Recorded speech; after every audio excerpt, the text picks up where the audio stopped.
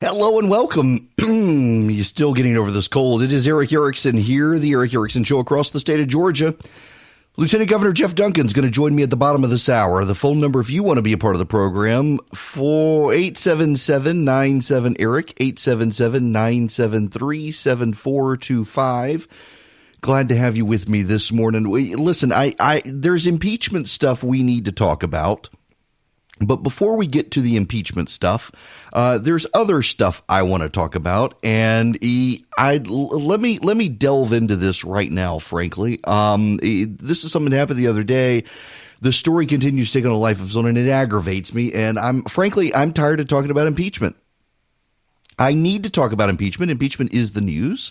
I pride myself on talking to you about the news, but this is news too. So let's deal with this instead.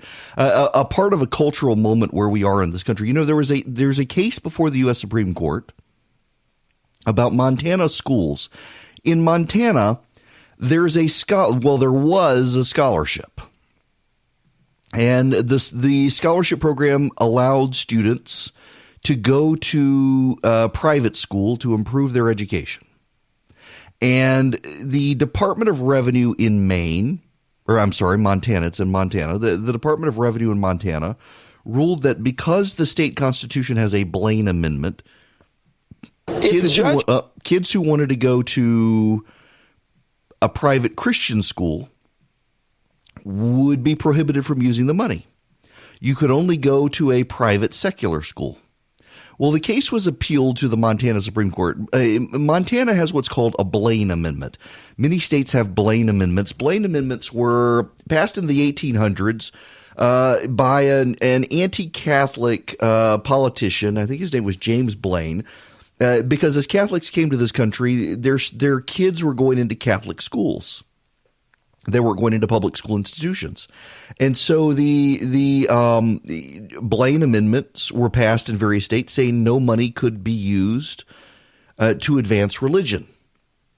And they determined that going to a Catholic school advanced religion, therefore Catholic students Catholic schools could not get government money even though they were educating kids. These amendments have taken on a life of their own as the country has become more hostile to sectarianism, more hostile to Christianity. In fact, Blaine amendments have taken on a larger life, but a number of members of the Supreme Court, and not just the conservatives, even Elena Kagan and Stephen Breyer, have been hostile to keeping Blaine amendments. The problem with this Montana case is the Montana case got to the Supreme Court of Montana, and Montana says, no, you can't actually use the school scholarship money for private Christian schools. And in fact, we're going to declare it unconstitutional altogether. You can't use this money for any private school, sectarian or secular. Well, the Christians have appealed, saying the only reason the Montana Supreme Court threw it out altogether was because of the Christian schools. And they're having that case before the Supreme Court. And that sets the stage for you, just so you understand, there is some latent hostility to Christianity out there in government institutions and in constitutions because of the Blaine Amendment. But what we're seeing now around the country is actually a real hostility to Christian education from secularists. So this is the story where I want to head to. Fifth Third Bank. I don't know that we have Fifth Third Bank here in Georgia where I am. We certainly have Wells Fargo. Wells Fargo and Fifth Third Bank have decided to stop funding an education program in Florida. In Florida, Florida has a program very much like what Georgia has, where you can get a tax credit for giving money to an education scholarship fund. It is a tax credit scholarship. So in Georgia, for example, if I give $1,000 to an education scholarship fund, I get a $1,000 tax credit. So if my tax bill is $1,000, I don't pay the bill because I've already paid $1,000 to the tax scholarship program. And then a poor family that qualifies can take that scholarship money and use it to send their kid to any private school of their choice. So, for example, you've got a poor kid in, let's just say Athens, Georgia. There's a Catholic school in Athens, Georgia. There's a poor kid in a failing Clark County school. The poor family can apply for the scholarship. for the amount of money to go to the Catholic school, and the state will use this education scholarship money and allow that child to go to the Catholic school to get a better education. Or let's take it in a situation where I am. We've got a private Christian school that my church runs, First Presbyterian Day School in Macon, Georgia. A poor child can get the scholarship money from the state. They want to not go to a failing public school in Middle Georgia. They use that money and it gets them into the private Christian school, First Pres. Florida has a very similar program, and in Florida, a lot of corporations contribute to the tax credit scholarship. Two of those major corporations that have contributed to the tax scholarship are Fifth Third Bank and Wells Fargo. And Fifth Third Bank and Wells Fargo have decided that they are going to end participation in the scholarship program. And do you know why? Let me read you the key paragraph. An Orlando Sentinel analysis of 1,000 private religious schools that accepted state funding vouchers found that 83 of them barred the alphabet gang. So 83 of them barred LGBTQIAATP whatever students, sometimes the children of the alphabet gang parents from attending the school. 73 additional schools said being gay or transgender was sinful, but didn't explicitly say how the stance affected admissions. So you get that out of 1,000 private schools private religious schools participating. 83 of them insist on their Christian values being adhered to. Now, whether you agree or disagree, it is actually a matter of Christian orthodoxy that homosexuality is a sin and marriage is between a man and a woman. Now, I realize there are a lot of churches out there. We've got a big one near me now that does gay marriage. I realize that, but you have to redact parts of the Bible to get there.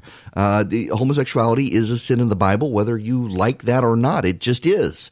It was in the Old Testament. It is consistently attributed all the way through to the New Testament. And you can say you don't believe it, you don't buy it, that's fine. But the Bible says God is immutable, meaning he doesn't change. And by God, he's been very consistent between the Old Testament and the New Testament. There's that, what was the guy's name? He wrote the book on dating and basically said marriage, Josh, somebody, courtship. He's left his wife and he's now written that his values are no longer compatible with Christianity. And at least there are a lot of people who have tried to twist Christianity and say, oh yeah, this fits.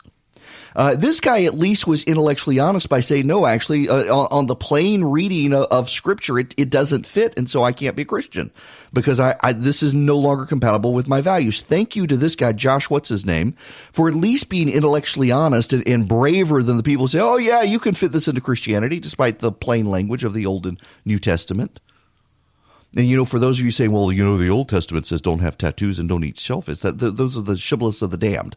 Those are the things people who don't understand Christianity say. The New Testament updates parts of the Old Testament, and parts of the Old Testament remain consistent. The ceremonial law and the civil law of Israel no longer apply. The moral law still applies. The Old Testament prohibitions on adultery and drunkenness and homosexuality apply. They're rewritten in Corinthians. Jesus talks about marriage between a man and a woman. You can disagree with this, but don't try to say, oh, well, I'm a Christian and I believe this stuff. That's fine. You're a sinner. I'm a sinner. No big deal. But under the plain meaning of the faith, you can't. And so what's happening here in Florida is 83 schools are being targeted by the left because they're Christian schools that teach Christian values, and the left does not believe these Christians should be able to participate in a state scholarship program as long as they maintain their Christian orthodoxy.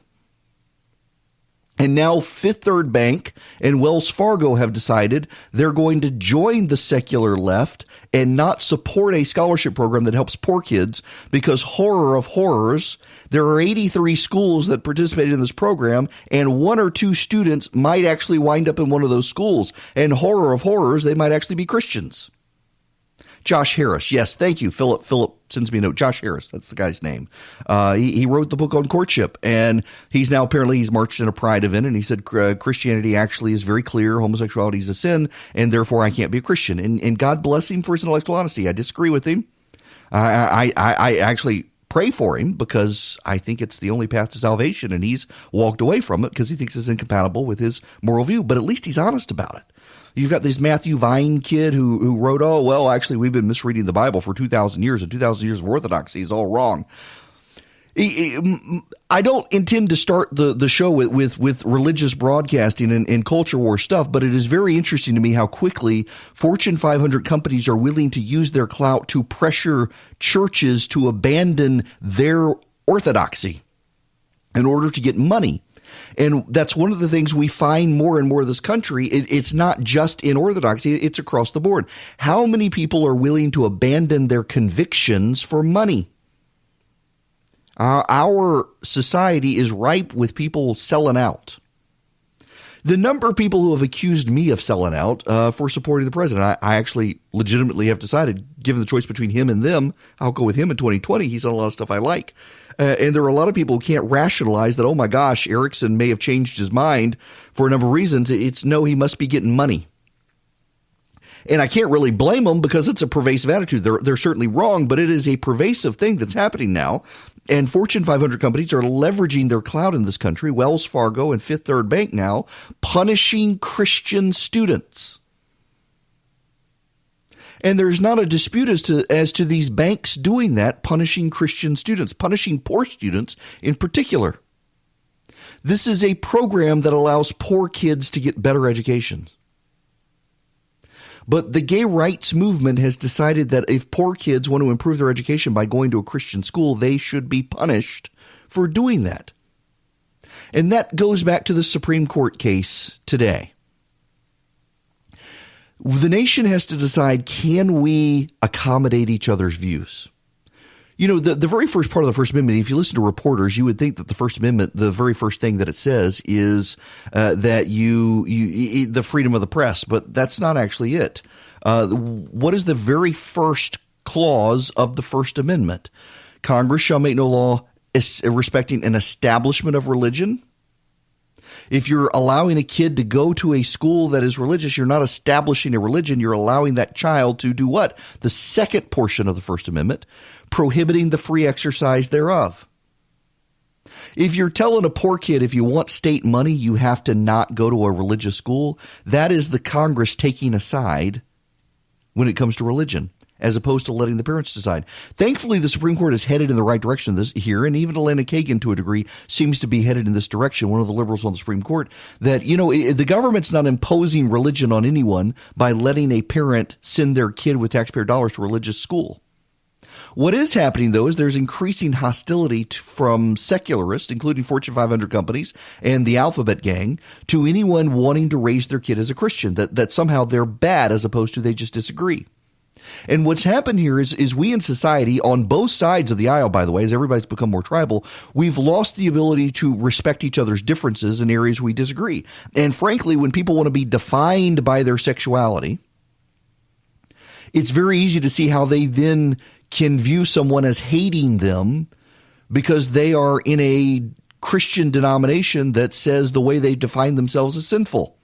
They don't think they're a sinner. They think they were born this way. And if God makes everybody, then clearly they were born this way. And frankly, it's a failure of the church that we're even having this argument. But the fact of the matter is, we are seeing increasing hostility to people of faith in this country. And it's not because Christians are trying to impose their values on others. It's because others are trying to make Christians abandon their values. And here now come major corporations, major banks, Wells Fargo and Fifth Third Bank, joining the mob against the Christian in this country. And that's why we should all hope that the Supreme Court very forcefully defends the First Amendment and the right of kids to go to a religious school, even with a state scholarship. Because they're coming for this stuff. It is absurd to me. And, you know, this ties into the faith-based adoption effort here in Georgia. The Speaker of the House, David Ralston, killing a commission that might protect faith-based adoption agencies. Because faith-based adoption agencies don't want to adopt two people outside their faith. And they should be able to do that. And what's happening in secular states is they're shutting down faith-based adoption agencies because the faith-based adoption agencies might say, hey, marriage is between a man and a woman. We can only allow adoption to a married heterosexual couple. So they would limit the number of entities that can help people adopt kids because they've decided to prioritize gay rights over adopting kids. In the same way, we're now being told in this country, Wells Fargo and Fifth Third Bank and other corporations are now telling us we've got to prioritize gay rights over kids getting a better education. When does the madness end? Because I got to tell you, a group of people who were willing to use their bodies as street lamps to light the streets of Rome 2,000 years ago when the Roman emperor was setting their bodies ablaze on crucified crosses as street lights at night in Rome, they're not going to fold on this issue. Some of them will. Some of them have walked away from actual faith and twisted the faith and distorted the faith, but there will always be a very large segment. And by the way, it is globally several billion people, and the left wants them driven from society. This is why so many evangelicals are willing to support the president even though they don't like him. They recognize that the left is an existential threat to their ability to practice their faith, to, in the words of the First Amendment, engage in the free exercise of their religion. You can call in if you like. The phone lines are open, 877-97-ERIC, 877-973-7425. At the bottom of this hour, Lieutenant Governor of Georgia, Jeff Duncan, is going to join me. He is pushing education scholarships here in Georgia that actually my opening of the show was not tied to that, but it actually is relevant to that as corporations. And, you know, by the way, you do need to understand here that what's actually going on is a lot of these corporations have been invaded by progressive activists. They're internally now making a lot of decisions.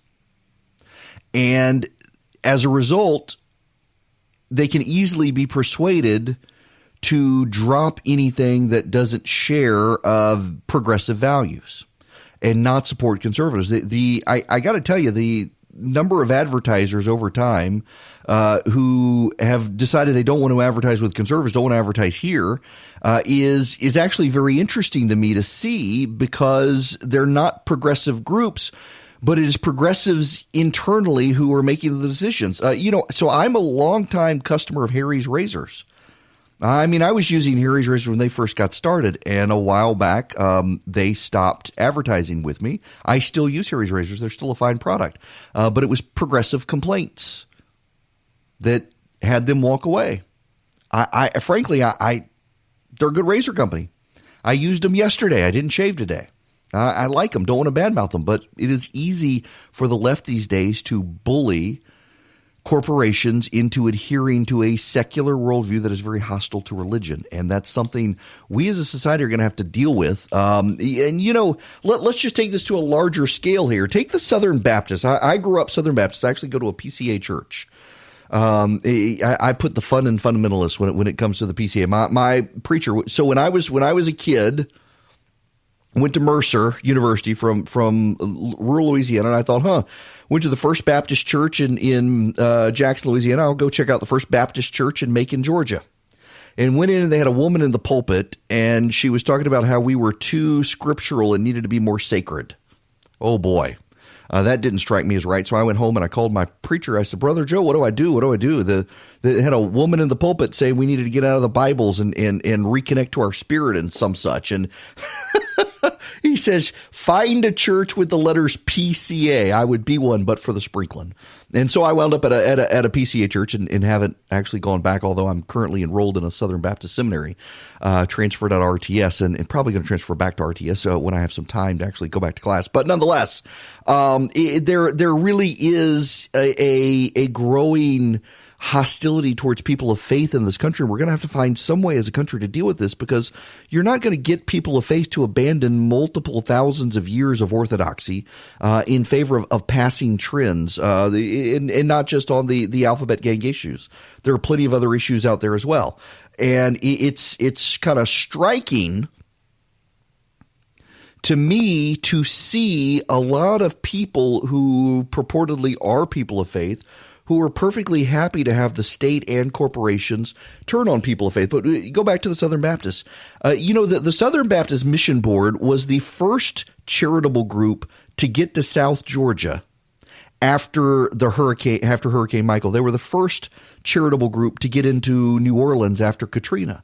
The Southern Baptists do incredible work going where even corporations won't go. And why should they be punished by the state for helping so many people and helping kids get good education? It is Eric Erickson here. The phone number, 877-97-ERIC, 877-973-7425. Joining me by phone before he starts another busy day at the state capitol, the Lieutenant Governor, Jeff Duncan. Welcome. Good morning. How are you? I'm great. How about yourself?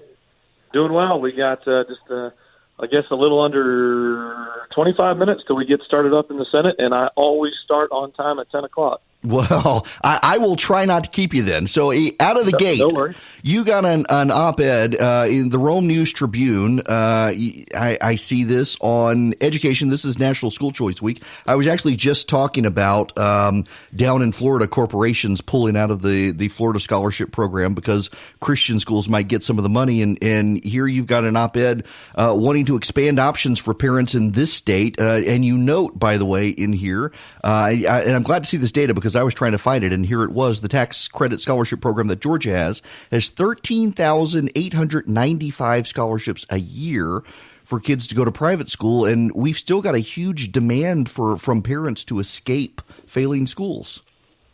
Well, thanks for your compliment on the op-ed. We're really excited. I know it's run all around the state in a number of communities, and you know, the interesting part, I like to start school choice conversations because too often I think it's a polarizing conversation. And I don't think it really is my three kids. I have a 17-year-old, a 14-year-old, and a 9-year-old. They're all in public schools. I'm a product of the public schools. My wife is too. We went to high school together at Chattahoochee High School in Alpharetta. And so I look at this not as a competition, but as an opportunity to center the education around the child and the child's needs and the family situation. And so looking for opportunities to explore the best opportunity to put the children in the best possible position for success is what I'm all about.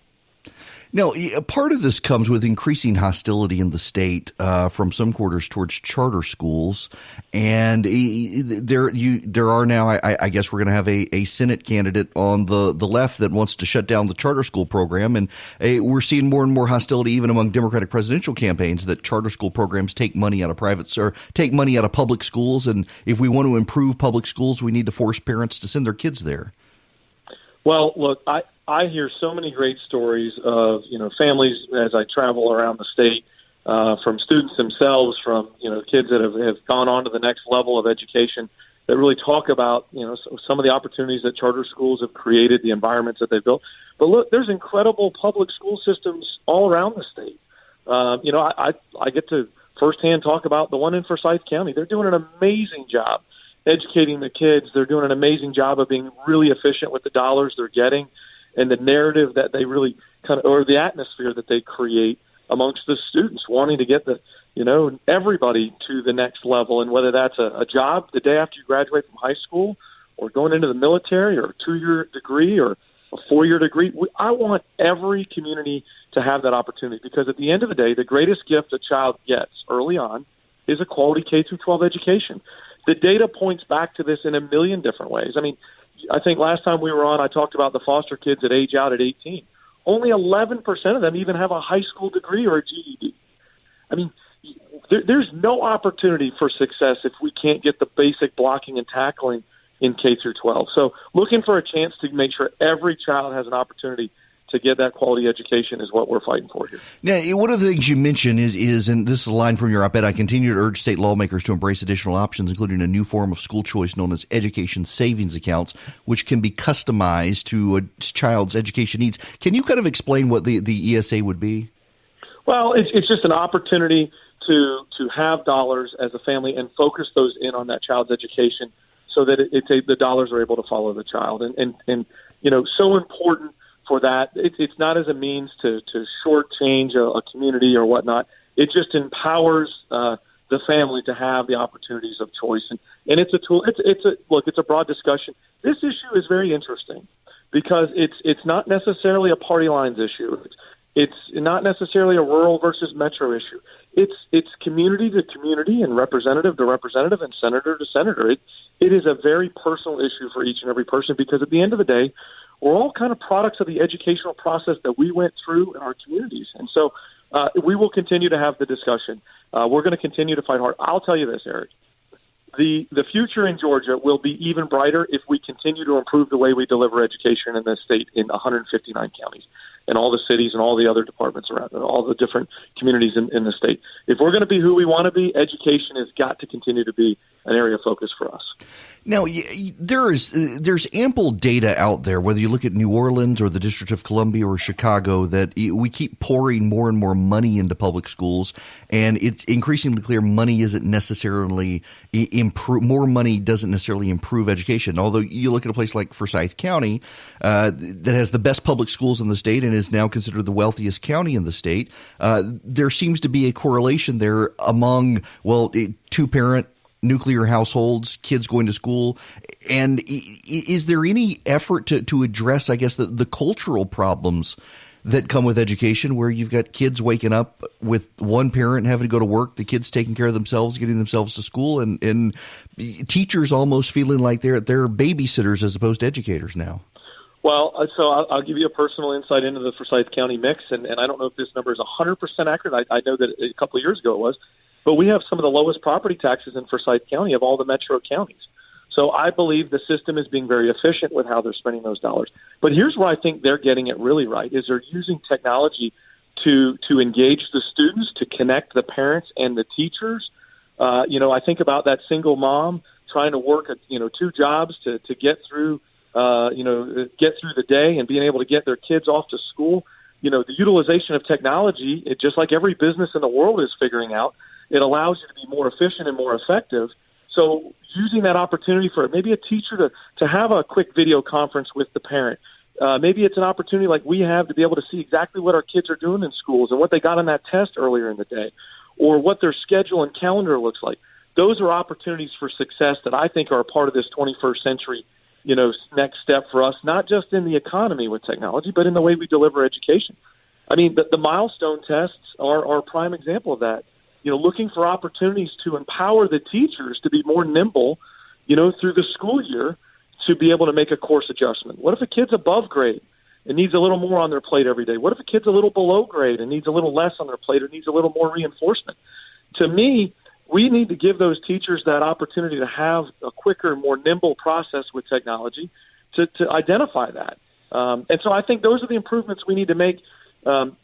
Technology, I harp on it everywhere I go, but the private sector's figuring it out because they've got shareholders to report to. But I think we're starting to realize in the government piece is that technology allows us to be more effective and more efficient. Well, that means do our job better and do it for less. I'm glad you mentioned this with teachers, because I have a lot of teachers who listen during the summer and then during the evening on their way home on my other show. And I hear the number one complaint I hear from teachers all the time is they went in to educate kids and instead they feel like they're bureaucrats and test proctors and they don't actually get to teach anymore. Yeah, look, my sister is an educator. She's a vice principal now in a school system. She has a great career of kind of teaching at almost every level. And here's what I know. No teacher wakes up in college or going to college and says, I want to study to be a teacher because I want to get rich, right? They do it because they have a gift to be able to teach. They have a passion to work with youth, and they're good at it. And that's what they want to do every single day when they walk in the classroom. They want to educate. They don't want to be a proctor. They don't want to be a report reader. They want to be able to take those kids and navigate them through that curriculum in the 9 months they have them in their classroom. And that, to me, is the ultimate. That's the ultimate goal here, is to be able to empower our educators to do exactly what they love doing.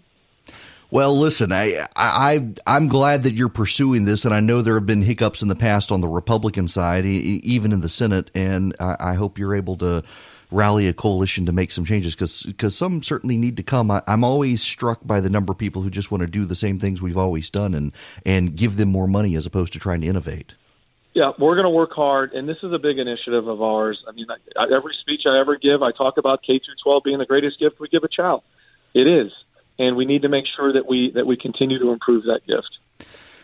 Thank you very much. Well, look, okay, let me thread this needle carefully for you before you get out of here. I know you've endorsed Kelly Loeffler in the past. Do you have any thoughts on how this election may be shaping up? Yes. Well, I was on stage when the governor appointed Kelly Loeffler. I've gotten to know Kelly Loeffler throughout this process. I mean, what an incredible story to where she's at today. Just personally successful and. She has just got a very, very strong conservative platform. It's really been neat to watch. And my kids and I, of course, we go home and we're watching all this impeachment stuff going on the TV when, after dinner and whatnot. And to watch how hard she's fighting for our president, to watch, her conservative values, just kind of really continue to be manifested. But, look, here's the elephant in the room on the election. Doug Collins is a really good guy. I really like Doug. I've always liked Doug. He called me 2 days ago and we had a great discussion. He's a really, really good guy. But I support Kelly Loeffler. I hope she continues to look, she's going to bring home, she's going to get to cast a vote in a day or two to acquit our president of this, impeachment sham. I'm proud to see how hard she's fighting for him. Look, at the end of this, however all this shakes out, if Doug Collins is in a runoff against a Democrat, I'll be the first guy to jump in line and put a Doug Collins yard sign in there, and I'll even get the kids out there knocking on doors. But I'm proud to support Kelly, and she has such a great track record, and I continue to be excited as Georgians get to meet her as she get her limited opportunities during this impeachment stuff to get back home. Well, look, I don't mean to put you on the spot there, but thank you, because I feel the same way. I love Doug Collins too, and hey, we're at this point, and if he's in a runoff, I will certainly be out knocking on doors for him. And I appreciate your leadership on this education issue very much. Good luck to you today. I don't want to keep you because I know you got to get down to the floor and bang a gavel and get people going. But anything we can do to help here and with the audience to help you with this education stuff, because I know the audience strongly believes in what you're doing. Well, just keep fighting hard. And look, these good policy ideas will win because we stick to the facts, we stick to the figures, we stay away from the rhetoric, we stay away from throwing stones at each other. We just simply stay on message that this is an opportunity to put education, put the child at the center of the education, and that ultimately is the goal. Fantastic. Lieutenant Governor Jeff Duncan, thank you very much for joining us here. Lieutenant Governor Jeff Duncan from Forsyth County was in the State House, moved over to the State Senate, and education is his big thing. And he and the governor have been tag teaming a lot of these issues together. I got to tell you, and I've mentioned this before about the Lieutenant Governor, one of the things that I find very remarkable and to his credit is last year there was an education scholarship initiative, and it was being blocked by some of the Republicans. And in the past, when Casey Cagle was lieutenant governor and the Republicans did not have the vote to pursue one of these popular initiatives, they would never bring the legislation to the floor, so the Republicans wouldn't expose themselves for showing they actually didn't support something that the public found popular. And last year, Jeff Duncan forced the education issue to the floor, and it was Republicans who didn't cough up enough votes to get it passed. It was a popular educational scholarship reform program, and here he is. He's bringing it back this year, and he's going to make them do it all over again. And that's what leadership looks like, and that's why I'm impressed with him as the lieutenant governor. He's a great guy generally, and his heart is really into education reform. And we can't just keep throwing money at public schools, and when the situation's not getting better, we got to provide some alternatives to kids. So I'm glad he's out there doing what he's doing. Lieutenant Governor Jeff Duncan, thanks very much for joining us. A word on the recipes. I changed it up. I decided not to send out the pizza dough recipe. Instead, I'm sending out my mom's red beans and rice recipe, and it's already set. It'll go out at noon today. And the reason I'm sending it out is because I am sick and I need spicy food, and you can make red beans and rice spicy. You can make it vegetarian. I use bacon drippings and sausage, but you can make it vegetarian if you're into vegetarian food. But the recipe is already set. It'll go out at noon today. So text the word recipe to 33777. You will get my mom's red beans and rice recipe. Before I was allowed to leave home from Louisiana, to go to college. We came to Mercer over here in Macon, where I am now, to college, and had to learn how to make jambalaya, gumbo, red beans and rice, family recipes. And my mom makes red beans and rice. Well, it's the way I grew up making red beans and rice. It's the way she grew up making red beans and rice. You have it on Mondays. You always had red beans and rice on Monday. And it's a great recipe. It is not your standard New Orleans red beans and rice, but it's the one I grew up with, and it's the one I like the most. And even my wife likes it. We can't make it a spicy with her cancer.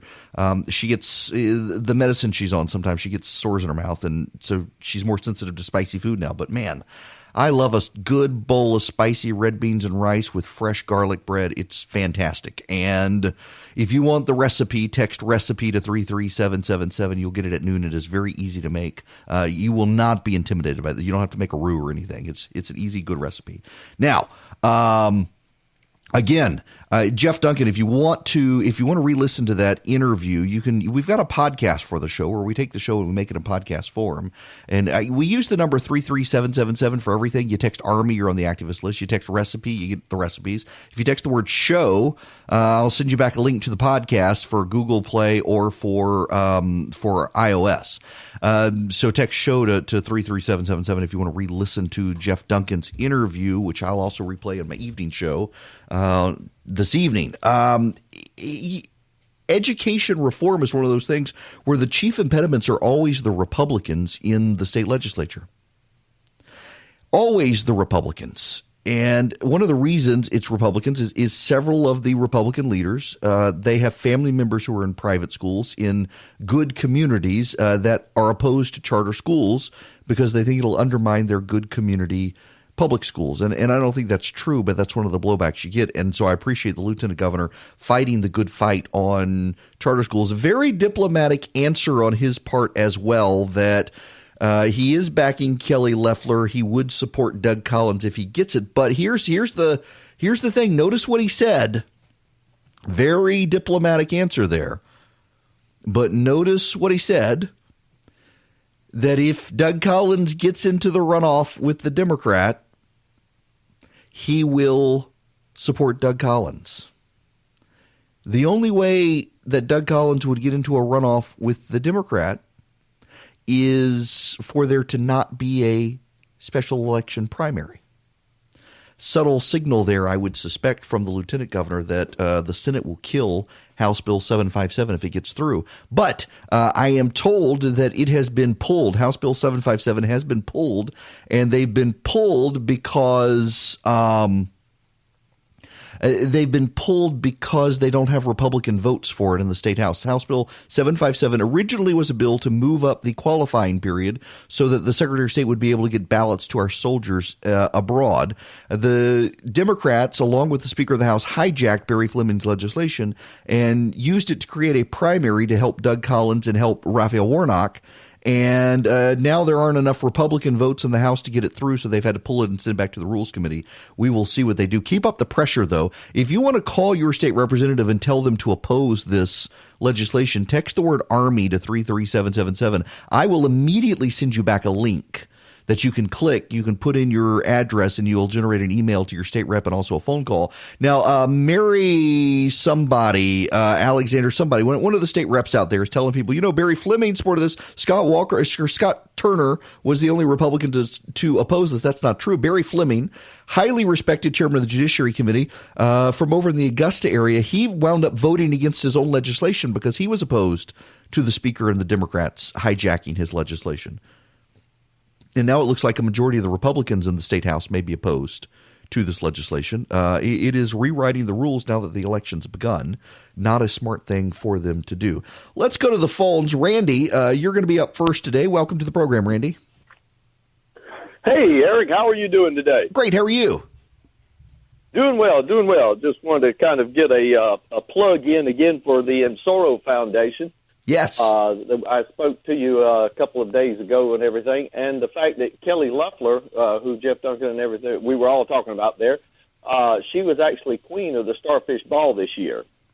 So if you kind of Google Starfish Ball, that sort of thing, you will find lots of pictures and then more information about the Ensoro Foundation. Well, tell people about the Ensoro Foundation, because, until you had called me, Randy, the last time, I never heard of it, and it just sounds like a great group. And please explain it to folks.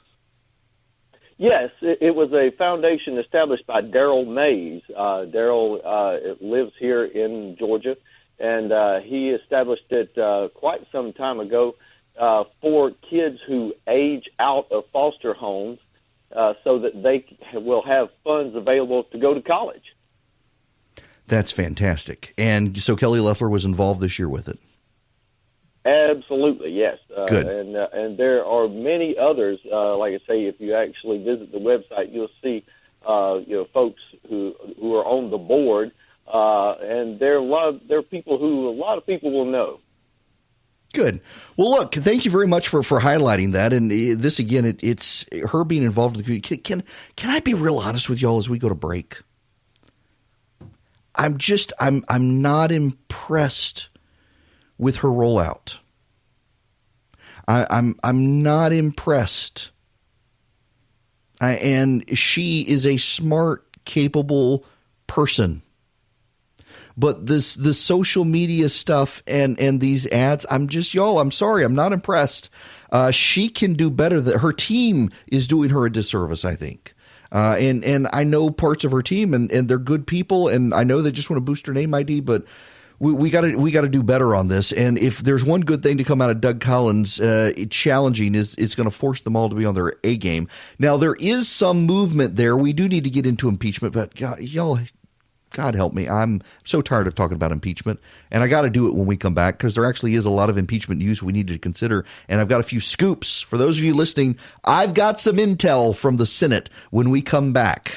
Hello and welcome. It is Eric Erickson here, the Eric Erickson Show across the state of Georgia. The phone number is 877-97-ERIC, 877-973-7425. We'll see how long my voice holds up.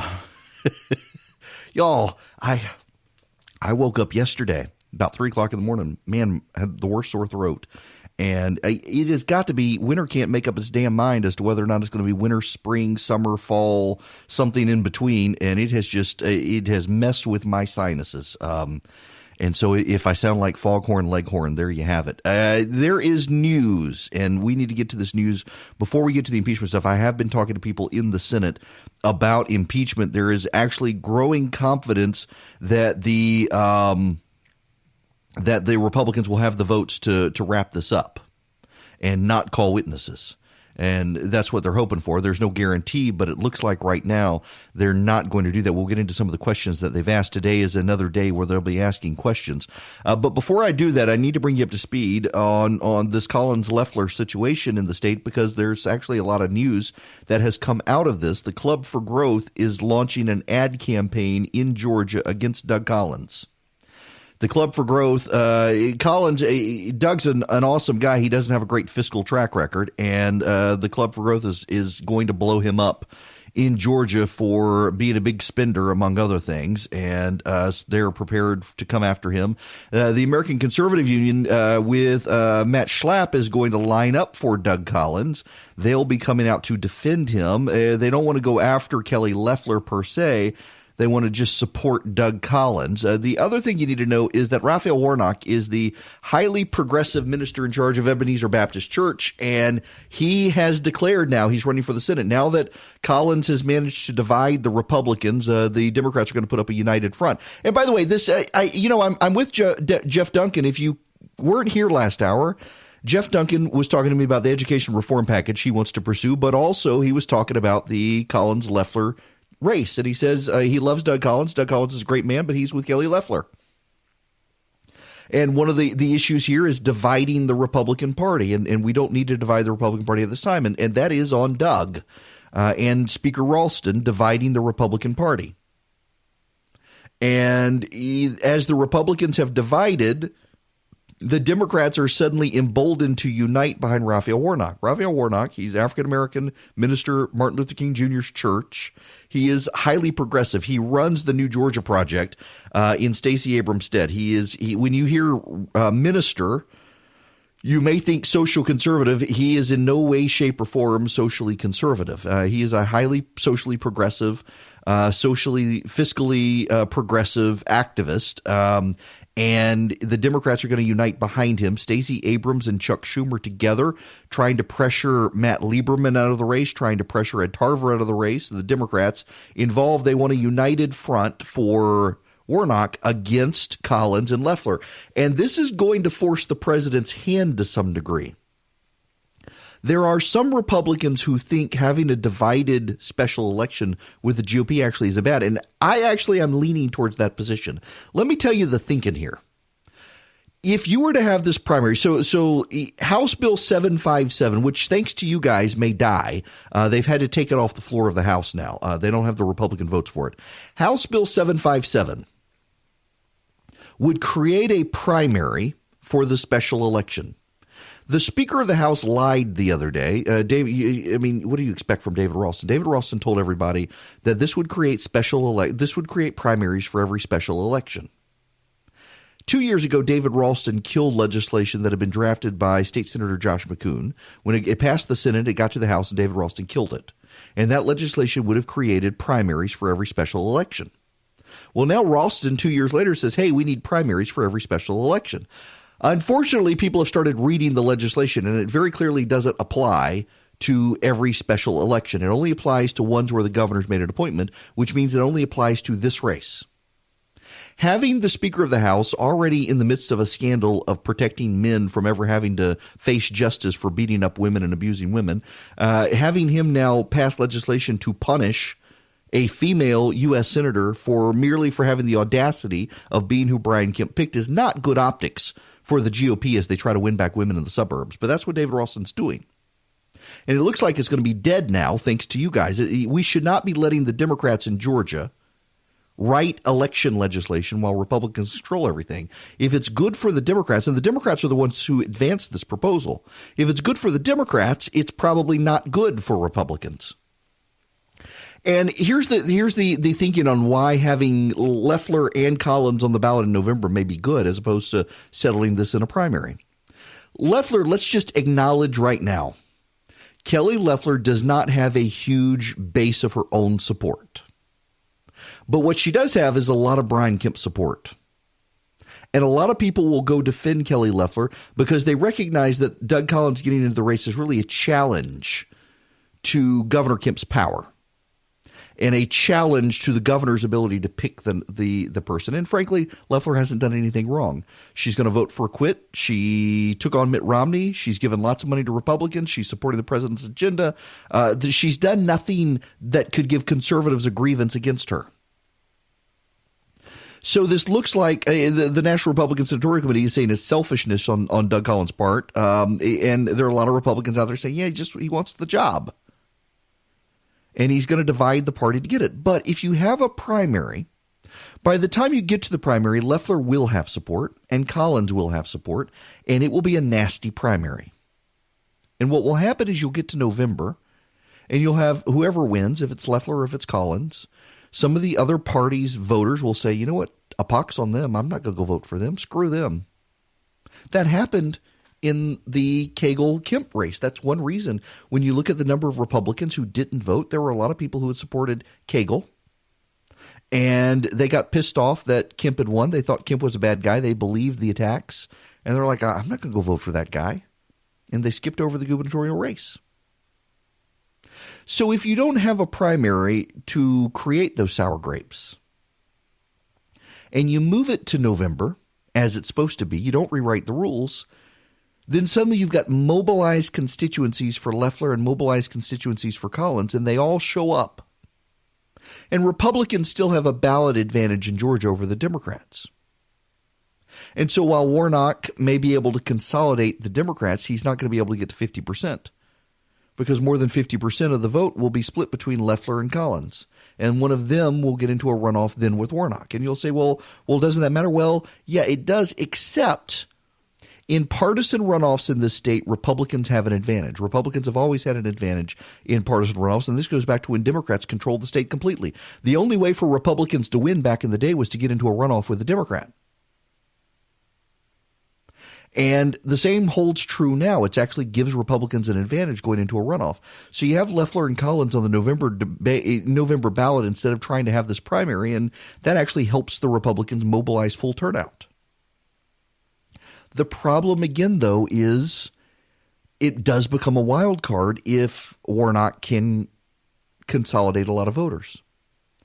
And it also prevents Loeffler from being able to reach out to the suburban voters. Loeffler was picked in large part because the governor needs somebody to be able to rebuild Republican bridges in the suburbs.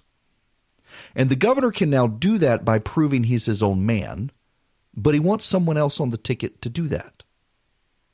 And if Collins were to get it, he would be back on the ballot in 2 years when the governor will also be on the ballot. And the governor would like to look ahead and say, you know what, we're going to have a statewide man and a statewide woman, both Republicans running, and we will be able to have a diverse ticket of people. We'll have John King, who will be the insurance commissioner. He will be Hispanic. You'll have Kelly Loeffler, woman. You'll have Brian Kemp. Doug Collins throws a monkey wrench into all of that planning. And you're going to have national Republicans pour into the state to try to blow up Collins and shut him down. And you're going to have the Democrats fielding a highly united front in the state with Warnock. Again, they're going to push Matt Lieberman out of the race. He's got $700,000, but they will offer him something to get him out of the race. Ed Tarver's been hinting with it. I think he's formally said he's going to run. He hasn't actually done much. They will push him out of the race.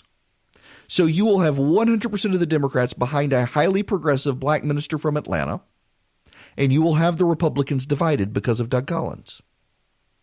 And I say that intentionally because as much as I like Doug Collins, that is the reality here. Collins is forcing the Republicans to fracture by doing this. Loeffler got the appointment. It's hers. There's no reason to force her out of the race. She is the incumbent United States Senator.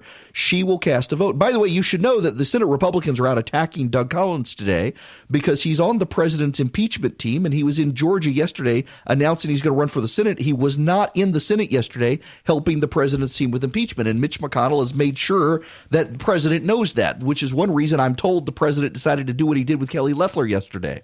He's not happy that Collins wasn't there to defend him. All that being said, can we at least acknowledge Doug Collins is a good guy? And you're going to see a bunch of people from out of state come in and engage in character assassination of Collins. And we shouldn't let that happen either. As much as we can be aggravated that we're now going to have to fight this fight when we should be united against Raphael Warnock, Collins is a good guy and doesn't deserve the character assassination of what's coming, as much as I may disagree with what he's doing. Now, this all gets back to House Bill 757. The Democrats plotted this with the Speaker of the House, and you guys, and I'm getting credit from all sorts of people, and it's not me, it's y'all. Y'all are the ones who called your state representatives and said, this is a bad idea, don't do it. Y'all are the ones who got on the phone and made it happen. Y'all are the ones who engaged in the system, used the activist system. If you haven't yet called your state representative, text the word Army to 33777, and we need to make sure this legislation dies. For those of you who have no idea what I'm talking about, the Democrats in the state House, with the Speaker of the House, David Ralston, are trying to rewrite the rules of the special election. The special election has what's called a jungle primary. All the Republicans and Democrats are piled together on a single ballot. And the top two vote getters get into a runoff. You may have a Collins-Loeffler runoff. You could. What the Democrats convinced the Speaker to do was to create a primary, because they were worried about clearing the field for Warnock. And they wanted the ability to rally around him. And they wanted to create that primary for him. And so they convinced the Speaker that this would incentivize Doug Collins getting into the race, create a primary for Doug Collins to go after Kelly Loeffler. But what they really wanted was to consolidate the Democratic field quickly, as opposed to not being able to get people out of the race. They're going to do their best to get Matt Lieberman out of the race now. But it was a Democratic effort to rewrite election rules in Georgia, and Speaker Ralston went along with it. The chairman of the Judiciary Committee, Barry Fleming, it was his legislation, and he voted against it ultimately because he didn't want it hijacked by the Democrats. The lieutenant governor is opposed to it. The governor is opposed to it, but the Democrats in the state house and the speaker want to hijack the special election and rewrite the rules. And you should tell your state representative that they don't need to be rewriting the rules and creating a primary right now. And it is very notable that 2 years ago, Josh McCoon wanted to do exactly what the Speaker of the House now says he wants to do, and the Speaker killed it. And the Speaker of the House is telling everyone this legislation, House Bill 757, would create primaries for every special election. But if you actually read the law, that's not true. What it does is it only creates a special election for gubernatorial appointments. The only person the governor can appoint is a U.S. senator. In other words, this legislation is specifically designed to hurt Kelly Loeffler. Why is the Speaker of the House working with Democrats to hurt the first woman from Georgia in the U.S. Senate since before World War I? Why target the woman? The Speaker of the House, before the session started, said that the Republicans needed to work hard to re-win the votes of women in the suburbs. And so his strategy is to bully a woman in the Senate to win back the women in the suburbs. That makes no sense. What it is a power play by the Speaker trying to divide conservatives so they can't focus on how bad he is. Democratic activists are sending all of the Republicans in the U.S. Senate cakes that say, let Bolton testify. And they're actually like edible good cake, apparently. Why? Man, these people, my goodness gracious. Questions will continue today. Here's what I'm being told by those in the Senate. McConnell is increasingly confident he now has the votes to block witnesses. Cory Gardner has come out and said there's no need to hear from more witnesses. They've heard from 17. Now, I realize that the Democratic talking point and the media talking point is that there have been no witnesses in the Senate, but that's not actually true. The depositions and records of the 17 people interviewed by the House are there. They've been reviewed. And then they're a little bit perturbed with Adam Schiff as well. Let me play you from the impeachment what Adam Schiff had to say. Let me be clear about several things about the whistleblower.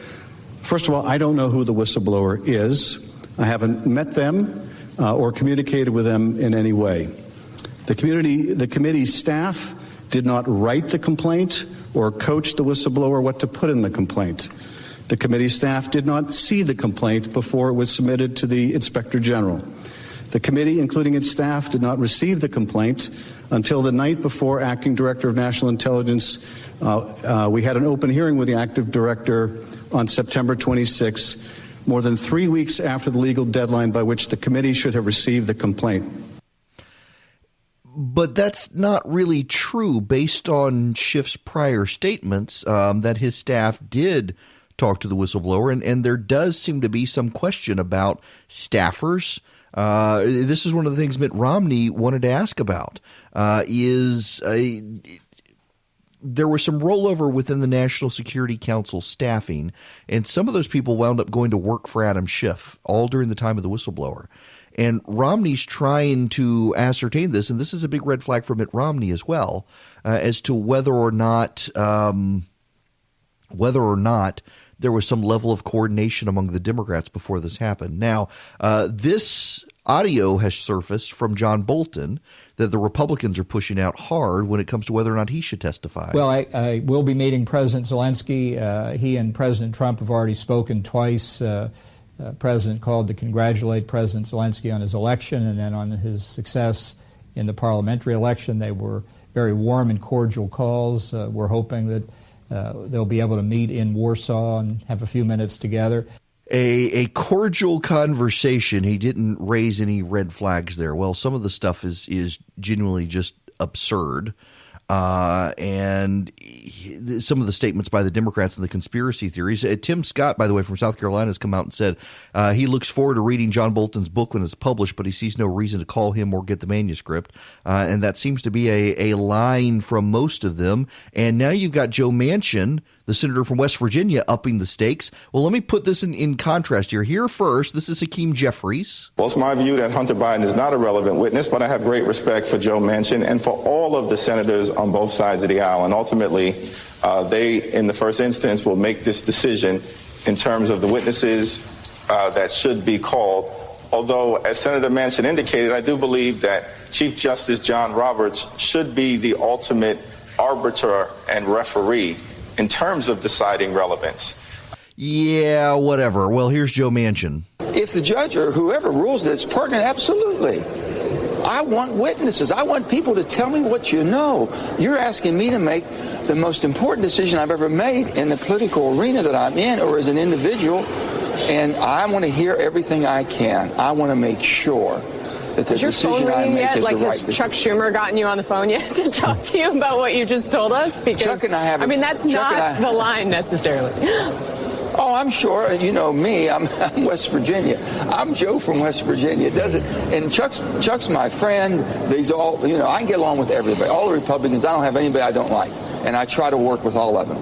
But by golly, I've got to go home and look West Virginia in the eye and say, hey, this is why I did it. If I don't have an answer, and if I can't explain it, I can't vote for it. And I have no problem at all. So he's got no problem calling Hunter Biden. The Republicans are going to call Hunter Biden. Ted Cruz is out there saying essentially they've got the votes to make it happen, that they would call Hunter Biden if any Democratic witness shows up. This is why there's a growing sense among Republicans that Mitch McConnell now has the votes to shut this thing down, is that there's a reluctance to turn it into a soap opera. And as the reluctance to turn it into a soap opera grows, the Democrats increasingly want John Roberts to be the arbiter of everything on the floor of the Senate, and that actually defies Senate precedent. Samuel Chase, in an impeachment back in the 1800s, vote to break a tie during an impeachment. And ever since, there have been a lot of scholars who have said he actually had no power to do that. And now the Democrats are saying they want John Roberts to follow the Chase precedent and break any ties that they think are coming up. And there probably isn't going to be a tie. There's probably not going to be one. It looks like McConnell is now going to hold everyone in line. We got some audio from yesterday's Q&A session we should play when we come back. You can always go to theresurgent.com. That's where I do all of my writing. I want to get into now some of the floor debate and arguments. In particular, I want you to listen to Mitt Romney's questions to the Trump team yesterday. Romney is one of the wild cards on witnesses. He's leaning towards witnesses, but he's not completely sure he wants them. It's to rig our elections. Thank you, Mr. Manager. Mr. Chief Justice. The senator from Utah. I submit a question to the desk. Thank you. The question from Senator Romney is for the counsel to the president. On what specific date did President Trump first order the hold on security assistance to Ukraine, and did he explain the reason at that time? Mr. Chief Justice, Senator, thank you for the question. I don't think that there is evidence in the record of a specific date, the specific date. But there is testimony in the record that individuals at OMB and elsewhere were aware of a hold as of July 3rd. And there is evidence in the record of the president's rationales from even earlier than that time. There is an email from June 24th that has been publicly released. It was publicly released in response to a FOIA request that is from one DOD staffer up to the chief of staff in DOD, from the chief of staff down to a staffer in DOD relating on the subject line POTUS follow-up. It's follow-up from a meeting with POTUS, the President of the United States, explaining questions that had been asked about the Ukraine assistance, which were specifically, what was the funding used for, i.e., did it go to U.S. firms, who funded it, and what do other NATO members spend to support Ukraine? So from the very beginning in June, the president had expressed his concern about burden sharing, what the other NATO members do. Similarly, in the July 25th transcript, there was the president asked President Zelensky specifically, he raised the issue of burden sharing, again showing that that was his concern. Romney is trying to find a way to not call witnesses. He's trying to get as much evidence in there so that he doesn't need the witnesses, because a lot of the Bolton stuff has leaked anyway. And he's trying to, and the reason I say that is because when you look at the rest of his questions, he asked the House Democrats on, can the president do something that is in the interests of the United States, but may also benefit him politically? And would it be impeachable if it benefited him politically, even though objectively it benefited the United States? And that gets to the corruption angle in Ukraine. that in Ukraine, the president says he wanted to make sure American money wasn't going to be wasted, that it was going to go fight corruption, and that may benefit him politically because there is an outstanding issue with Hunter Biden. But it's also in the interest of the United States, and the Democrats did not have a good answer for it. I was trying to find the audio here, and the service we have does not have their response, but it was a good response. And they've also asked what Patrick Philbin about witnesses. Here's some of what Patrick Philbin had to say about calling witnesses for impeachment. I think this is one of the most important issues that this body faces, given these calls to have witnesses, because the House managers try to present it as if it's just a simple question: how can you have a trial without witnesses? But in real litigation, no one goes to trial without doing discovery. No one goes to trial without having heard from the witnesses first. You don't show up at trial and then start trying to call witnesses for the first time. And the implications here in our constitutional structure for trying to run things in such an upside-down way would be very grave for this body as an institution. Because, as the senator's question points out, it largely prevents this chamber from getting other business done as long as there is a trial pending. And the idea that the House can do an incomplete job in trying to find out what witnesses there are, having them come testify, trying to find out the facts, just rush something through and bring it here as an impeachment, and then start trying to call all the witnesses, means that this body will end up taking over that investigatory task. And all of the regular business of this body will be slowed down, hindered, or prevented while that goes on. And it's not a question of just one witness. It's not a question, a lot of people talk right now about John Bolton, but the president would have the opportunity to call his witnesses just as a matter of fundamental fairness. He would. Despite all of this Democratic talk about there's no witness reciprocity, there actually would be. The president would get to call witnesses he wants to call. And one of the witnesses the president wants to call is Hunter Biden. Here's Ted Cruz. Down here that Chuck Schumer had said to the press, well, I don't think the Republicans have the votes to call Hunter Biden. That really speaks volumes how desperate Democrats are to block Hunter Biden. Let me tell you, Chuck's wrong on that. I don't know if we will call additional witnesses in addition to the 17 witnesses who already testified in the House proceedings. I don't know on Friday if there will be 51 votes to call yet more witnesses. But I'm confident of this. If there are additional witnesses, if the Democrats get their wish to call John Bolton as the 18th witness in this matter, I am confident we're not going to do the kind of one-sided partisan show that the House did. We're going to be fair to both sides, which means if we call John Bolton, I promise you we're calling Hunter Biden too. Yeah. 1 for 1. You get John Bolton, we get Hunter Biden. They also want to call Adam Schiff, the Republicans do, and they want to call the whistleblower. Now, here's Patrick. By the way, there was an interesting exchange on the floor yesterday. Let me see if I can actually find this real quick. I don't know that I can. It kind of went down the rabbit hole. Mike Lee and Rand Paul both wanted to ask about the whistleblower.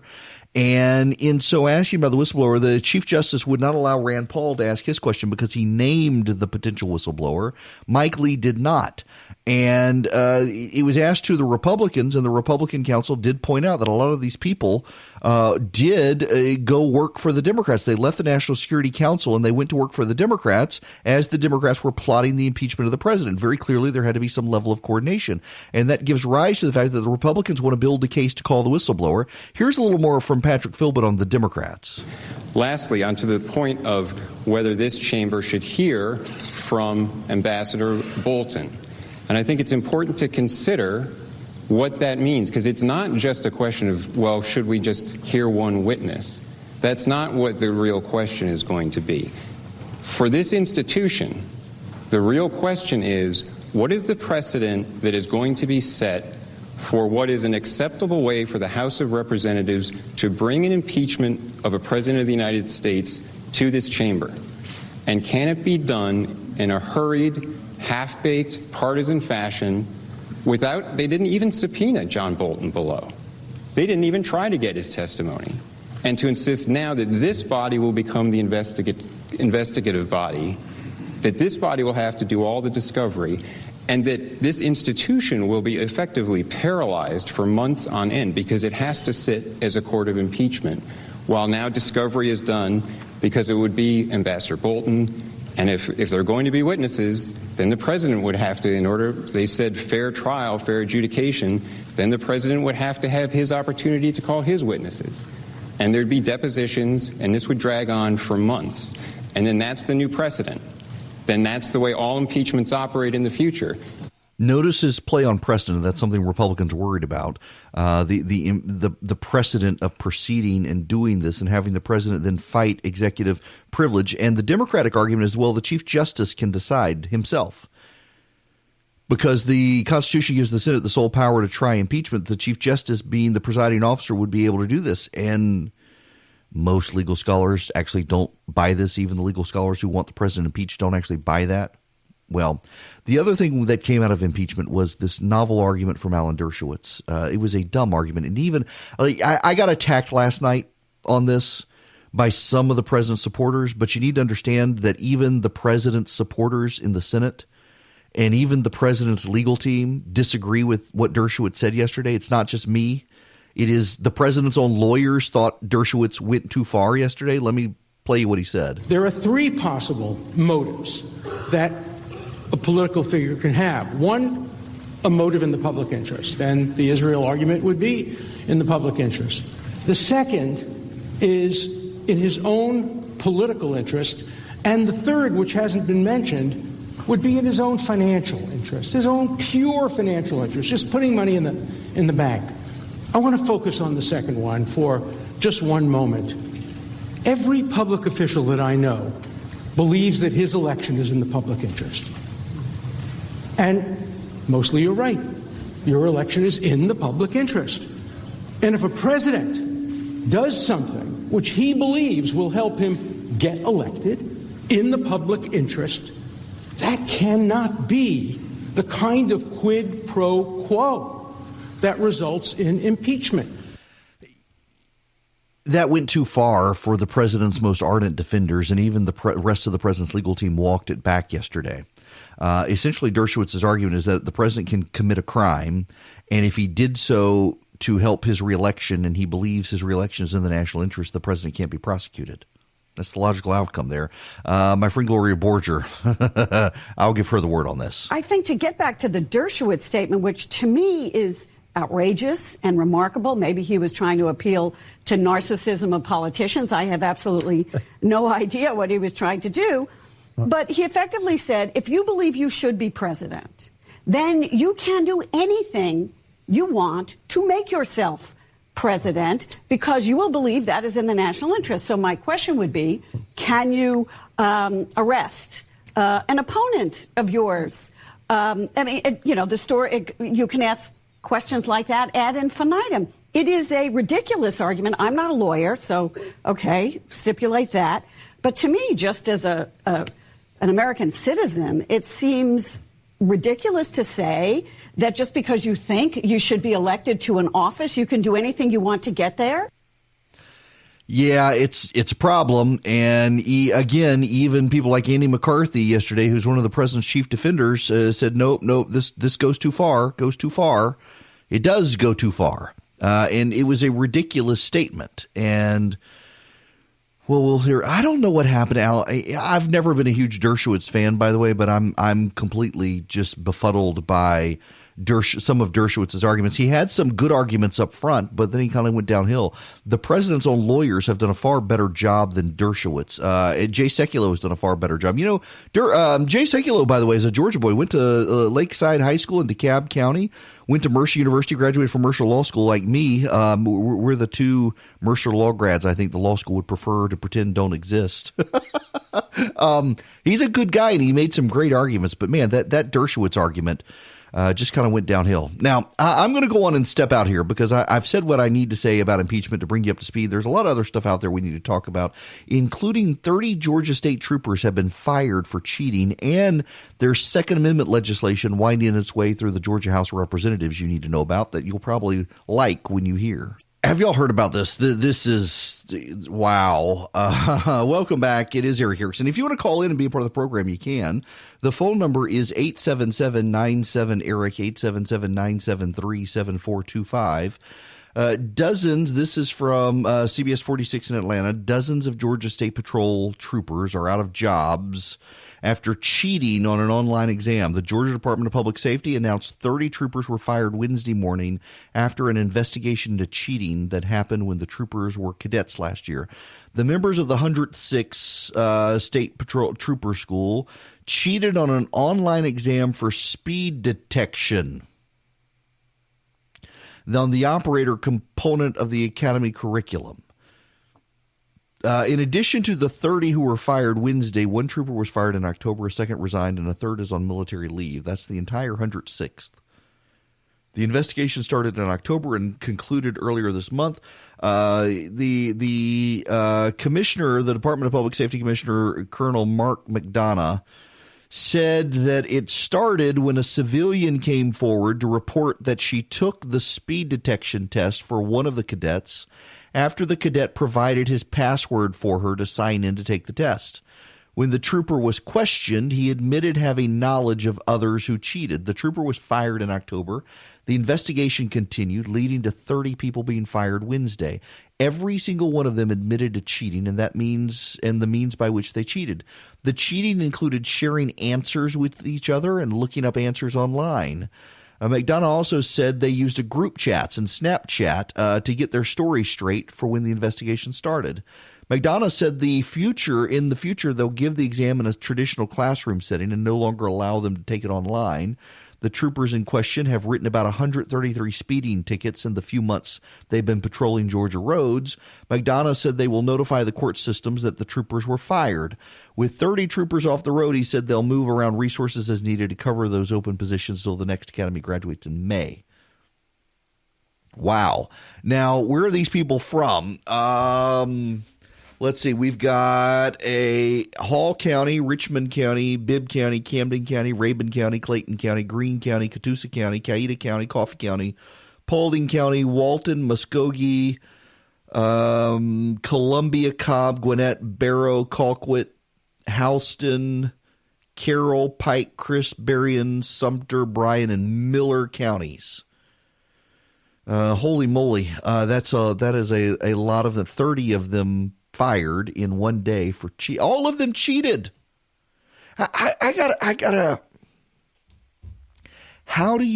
why do you cheat on it? Can't be that hard if you just study.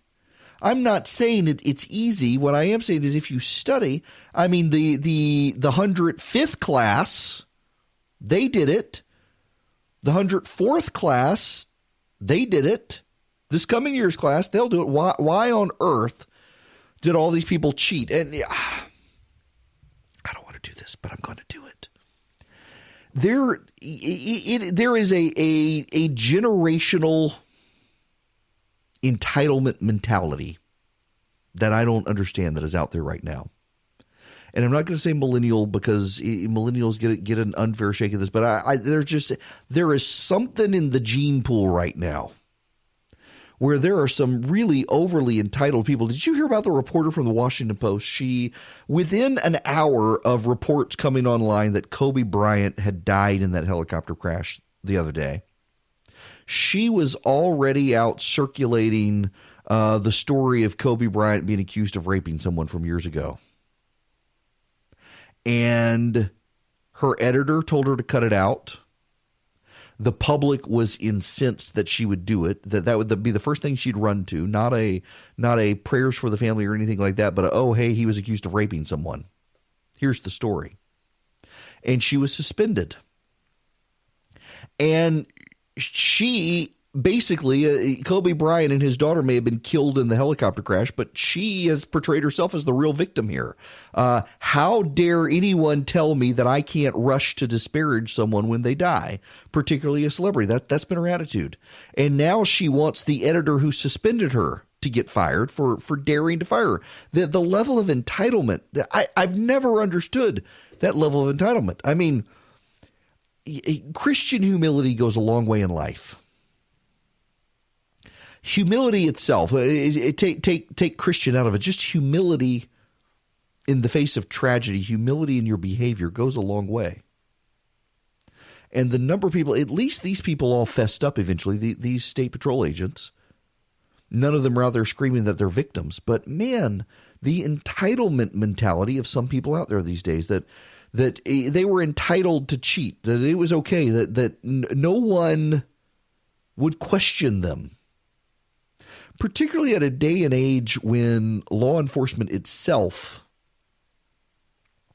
is being questioned, and the police themselves are getting a bad rap, and the police themselves they've got a black eye by the behavior of some of their colleagues. Here come 30 of them willing to cheat. Who does that? Who does that? It's a sad commentary on where we are as a society, that so many people think they can do stuff like this and get away with it, and so many people engage in bad and uncivil behavior and then think they're the victims when someone calls them out on their bad behavior. You're not the victim when you're the jerk, and people call you out on it. It's unfortunate we've gotten there. And we see this more and more these days with younger and younger people. And I don't want to say it's millennialism. I think it's participation trophy. Everybody gets a participation trophy. Everybody wins. Nobody loses. Nobody keeps score anymore. You know who keeps score? The kids keep score. My kid was on a little league soccer team. Scores were not kept. The kids knew who won. The kids kept up with it. It's part of human behavior. It reminds me of those stories of the parents who decide to raise their kids as gender-neutral kids, and they're shocked and appalled when the girls decide they like pink and the boys decide they like blue, when the girls decide they like dolls and the boys decide they like bulldozers. And they're always shocked. How can this be? Clearly, there's a latent cultural community bias that my kids picked up on, and all of society is bigoted and sexist, as opposed to, you know what? Nature versus nurture. Nature plays a role in this.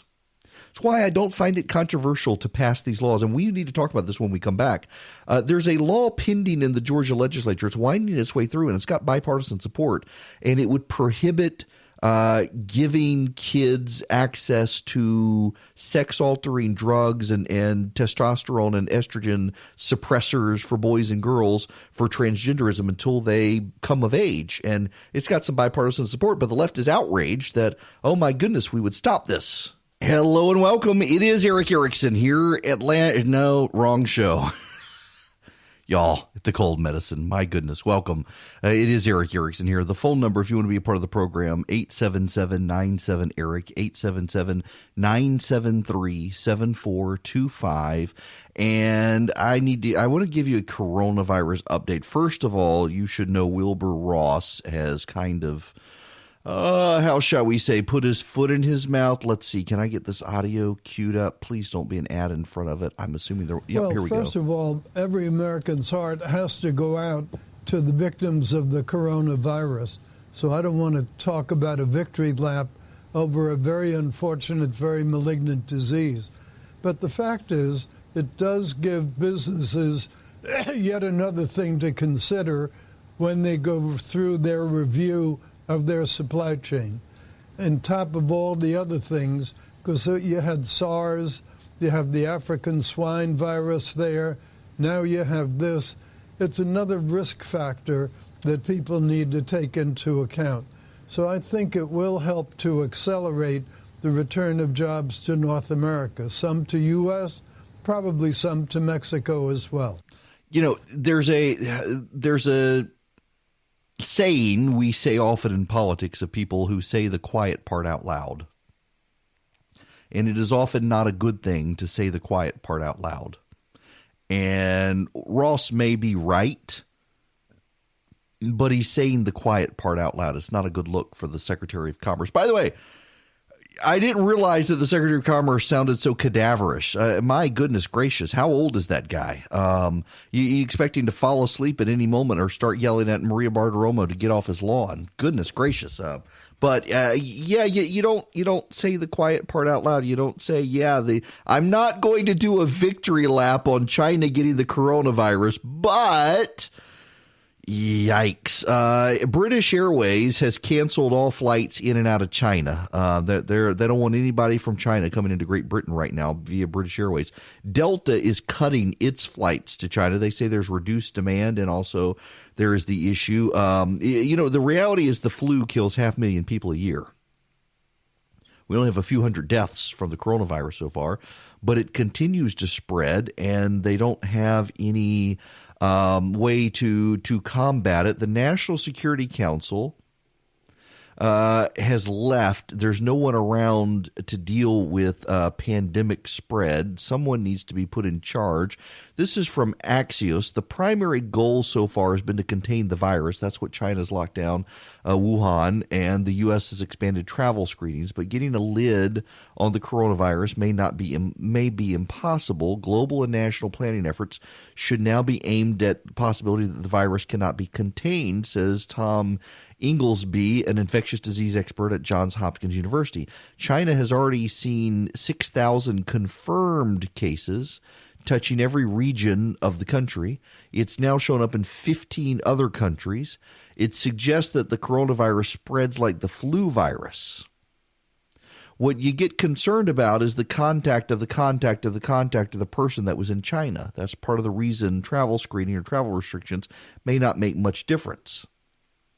Hospitals are going to need more protective equipment. There are masks. So Chris Burns, and by the way, I should say, because I haven't done this week, you hear his ads, but, our show is sponsored by Dynamic Money. And if you watched Kennedy last night on Fox Business, Chris Burns, the president of Dynamic Money, was on, and he also is my guest host here on the program. He's also a friend, and he actually is my financial advisor. If you guys need somebody to help you manage your money, teach you family budgeting, get you out of debt, help you get out of debt, teach you all the skills by which to get out of debt, stop using your credit cards, invest for retirement, invest for savings, go to Dynamic Money. They'll meet you. They can do a FaceTime. They can do a phone call. You don't have to show up in their office in Atlanta. They will meet you where you are, anywhere in the state of Georgia, and they really are good people. In fact, as a matter of fact, he's got to be such a good friend.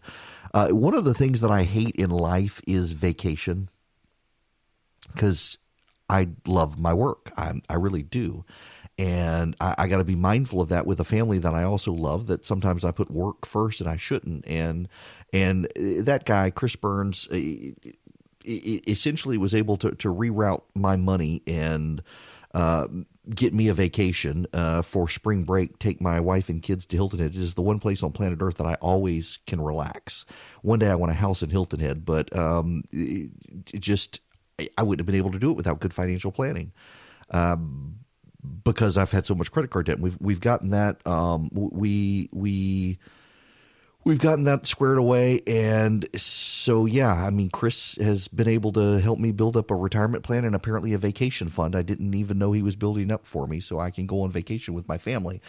So, again, Dynamic Money, they sponsor the show. Chris is a guest host. He was on Kennedy last night, and there's a method to why I'm doing this other than they're sponsoring the show, and I want you to know about it, and you really should. If you want to build a retirement plan, you're in your 30s, your 40s, your 50s, you want to start thinking about retirement, you want to start building retirement, you want to start thinking about education saving plans for your kids, or just get yourself out of debt and come up with a family budget and learn budgeting skills, Dynamic Money can help you.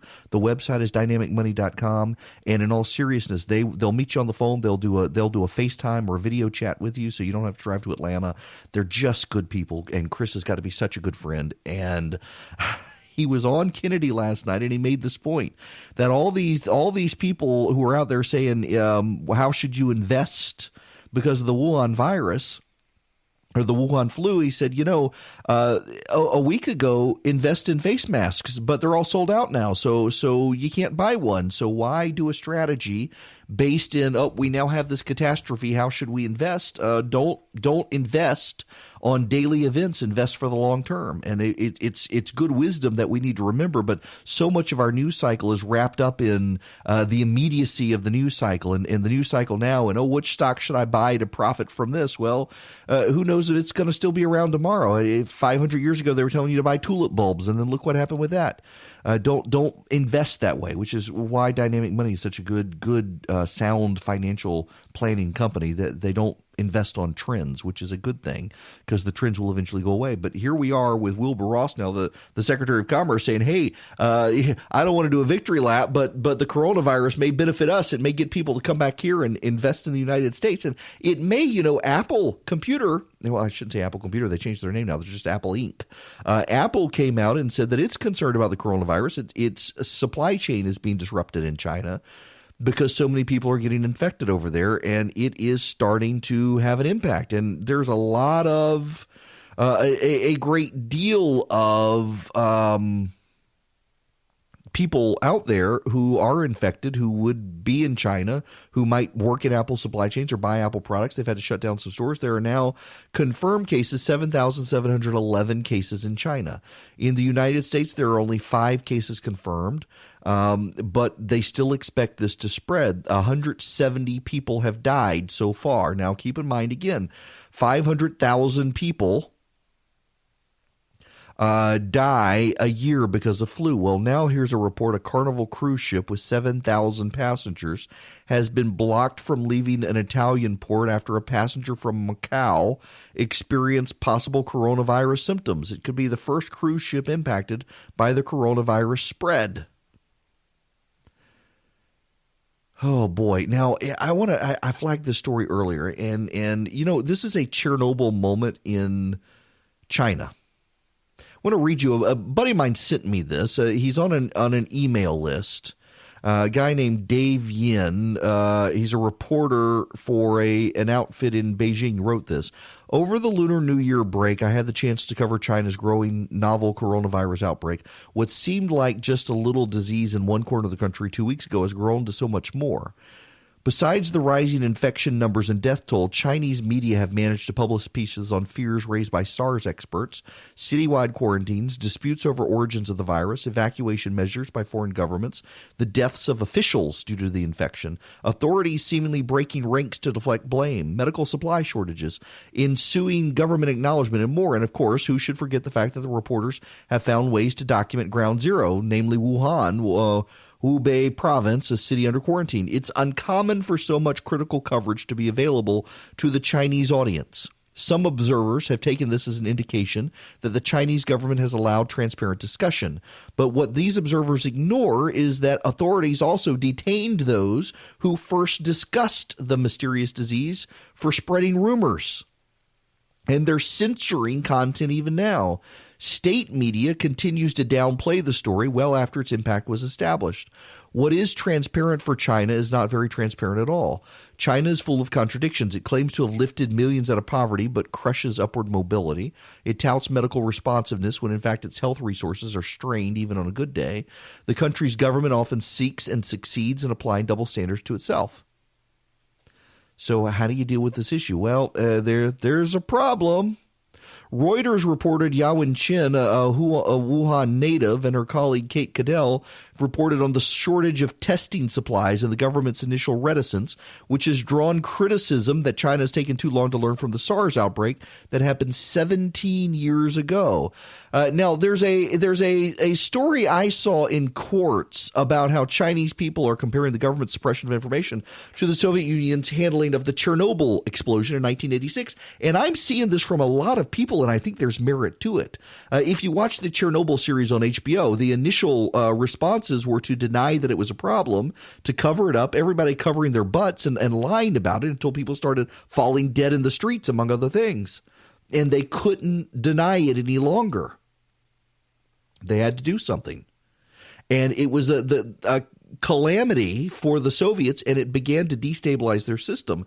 And there are more and more people looking at this outbreak in China 17 years after SARS, which is now the impact of the coronavirus appears to be spreading much faster and is probably ultimately going to have a higher death rate than SARS. And there are a great many people who are thinking this could totally destabilize the Chinese regime.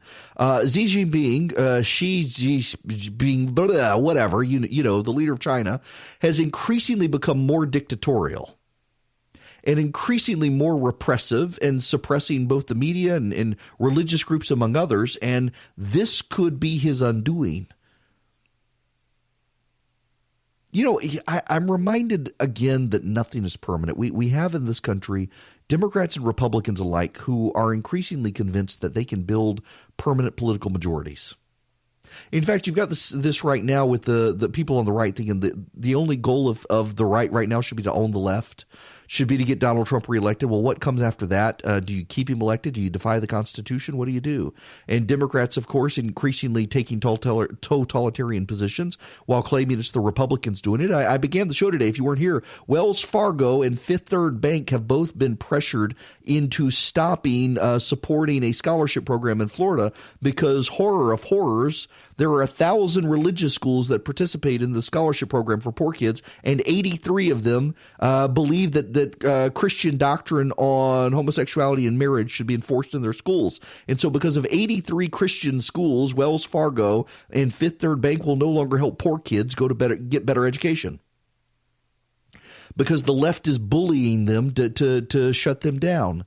All of this comes from the idea that there is permanence, that you can build permanence, that you can silence people, that you can get people out of the town square, that you can go on to new things and the old things can be sufficiently suppressed. We see this in China with the Chinese government trying to shut people down, trying to shut thought down, trying to shut the press down, and they can't shut a disease down, and the disease is causing the press to become emboldened and the people emboldened against the Chinese regime. There is no such thing as permanence in politics. Ask Joseph Stalin. There is no such thing as a permanent political majority in this country. Ask Karl Rove.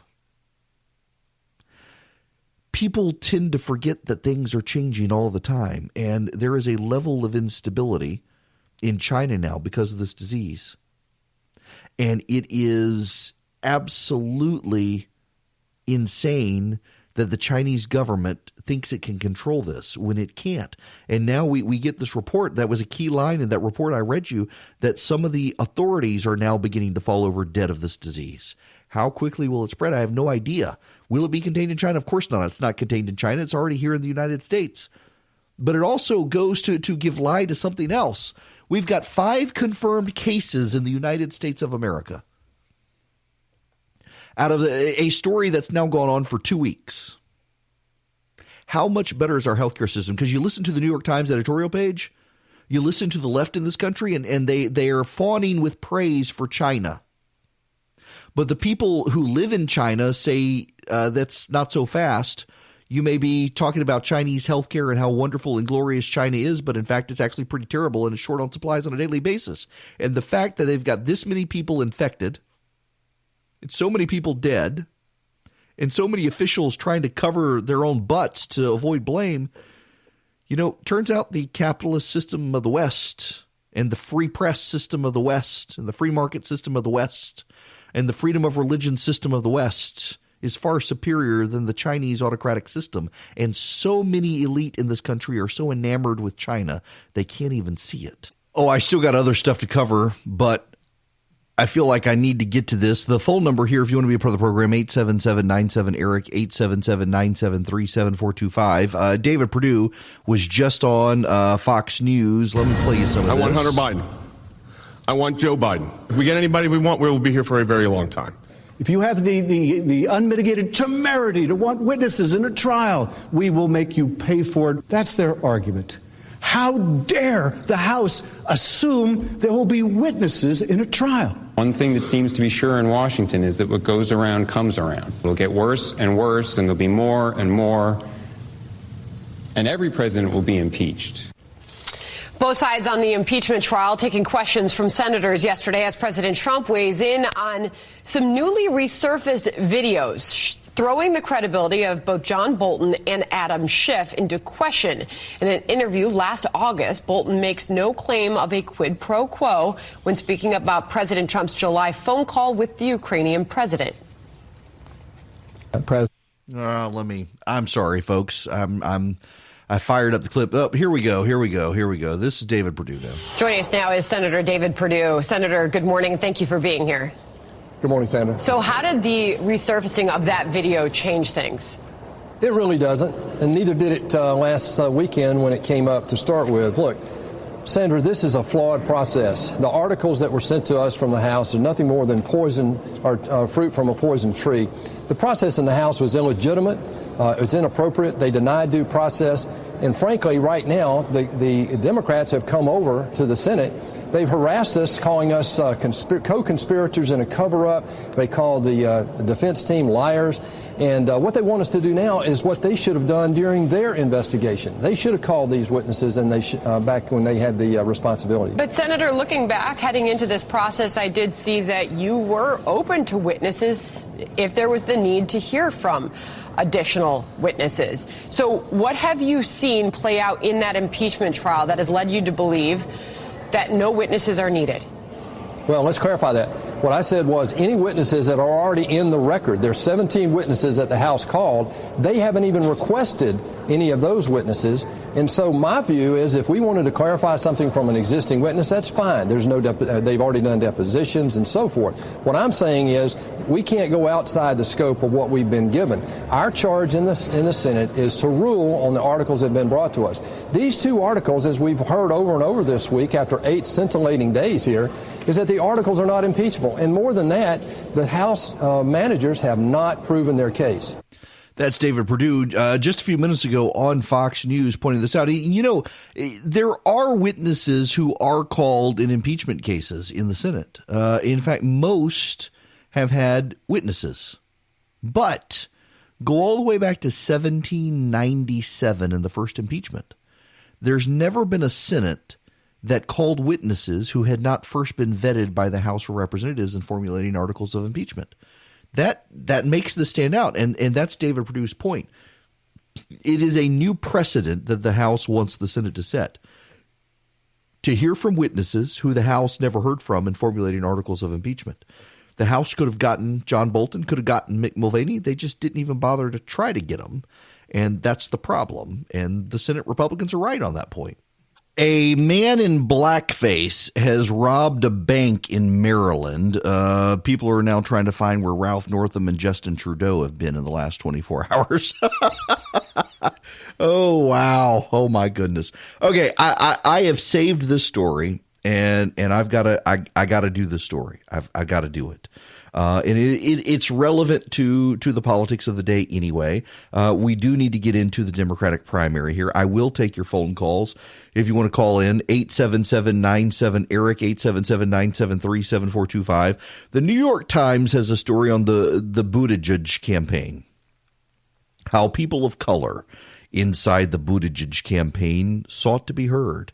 The subtitle, as the candidate courted non-white voters, employees of color were voicing their frustrations according to interviews, documents, and a recording. The campaign said it worked to foster a progressive workplace. So, you know, Buttigieg is like polling in negative numbers with black voters. Just for perspective, Buttigieg, in fact, in one of the latest polls I've saw, Joe Biden has 52% black support in this country, and Buttigieg does not even show up in the poll anymore. He was at 2%. He's not even there anymore. In early December, more than 100, and let me give credit where it's due, read Epstein from the New York Times. In early December, more than 100 members of Pete Buttigieg's presidential campaign. Can you, by the way, that's just hard. This is why he's not going to be president. Nobody can say his last name. Buttigieg's presidential campaign. Sounds like you're stuttering. Buttigieg's presidential campaign staff gathered at the South Bend City Church, a mile from headquarters, for a mandatory half-day retreat about diversity and inclusion. Less than 2 months remain before the start of voting, a time when most campaigns are focused full-time on politics. Buttigieg advisors say the retreat was part of an ongoing effort to foster a progressive culture that empowered employees of color. For some of these staff members, however, the workplace itself was a problem, and working for a candidate with so little support from black and Hispanic voters had become demoralizing. In interviews, current and former staff members of color said they believed that senior Buttigieg officials didn't listen to their concerns and ideas about the campaign. One said there was a daily emotional weight on people of color who felt they were employed in order to help the campaign meet its ambitious diversity targets. Some Hispanic employees said managers asked them to translate text, even if they didn't speak Spanish, making them feel disrespected. Wait a second!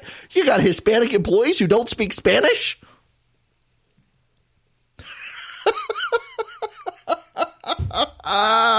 Wow! Let me go back to this one.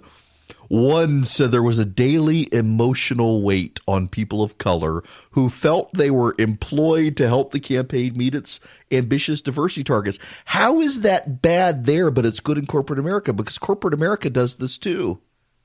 Now, here's the thing. This is hilarious.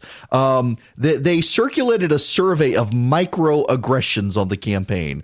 What is a microaggression? I honestly, I don't know that I can tell you what a microaggression is, but it's apparently a thing these days where it's little slights that just together add up to be one big problem. Let me read this for you.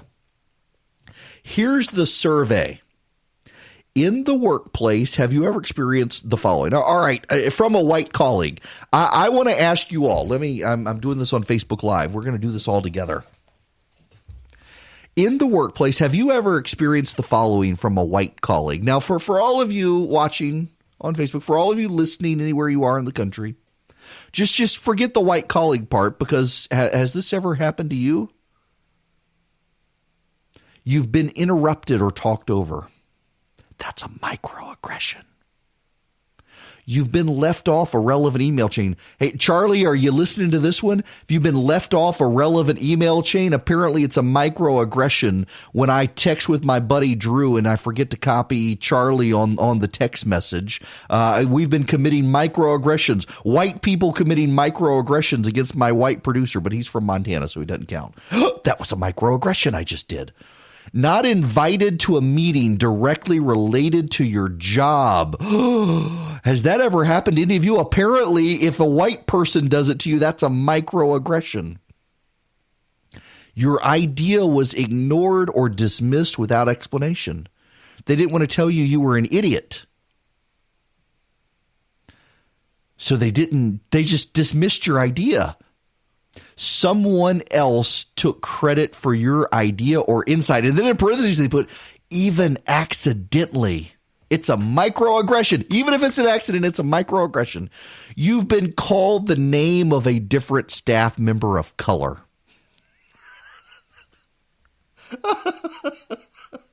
Oh.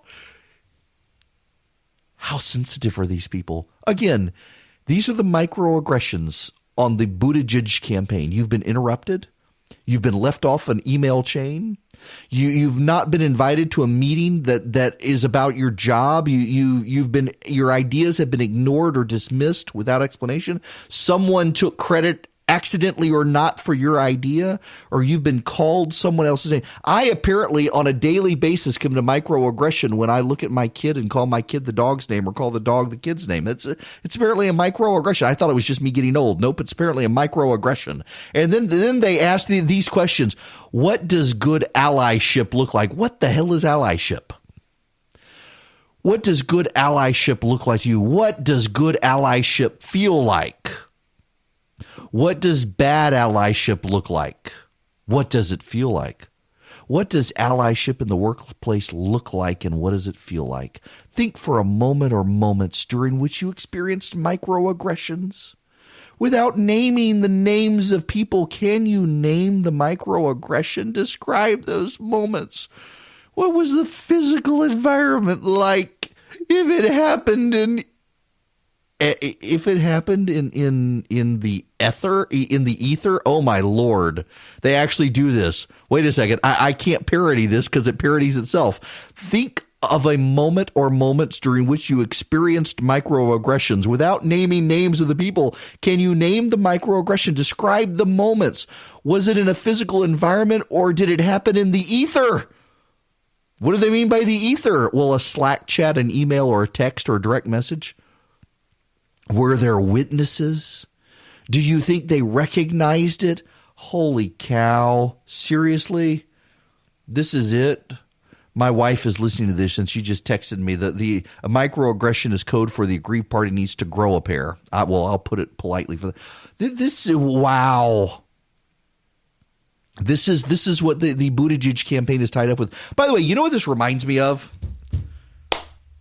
This is my moment of brilliance for the day. This reminds me of the Kamala Harris story about the dysfunction in her campaign. It came out at the end when they knew they were losing.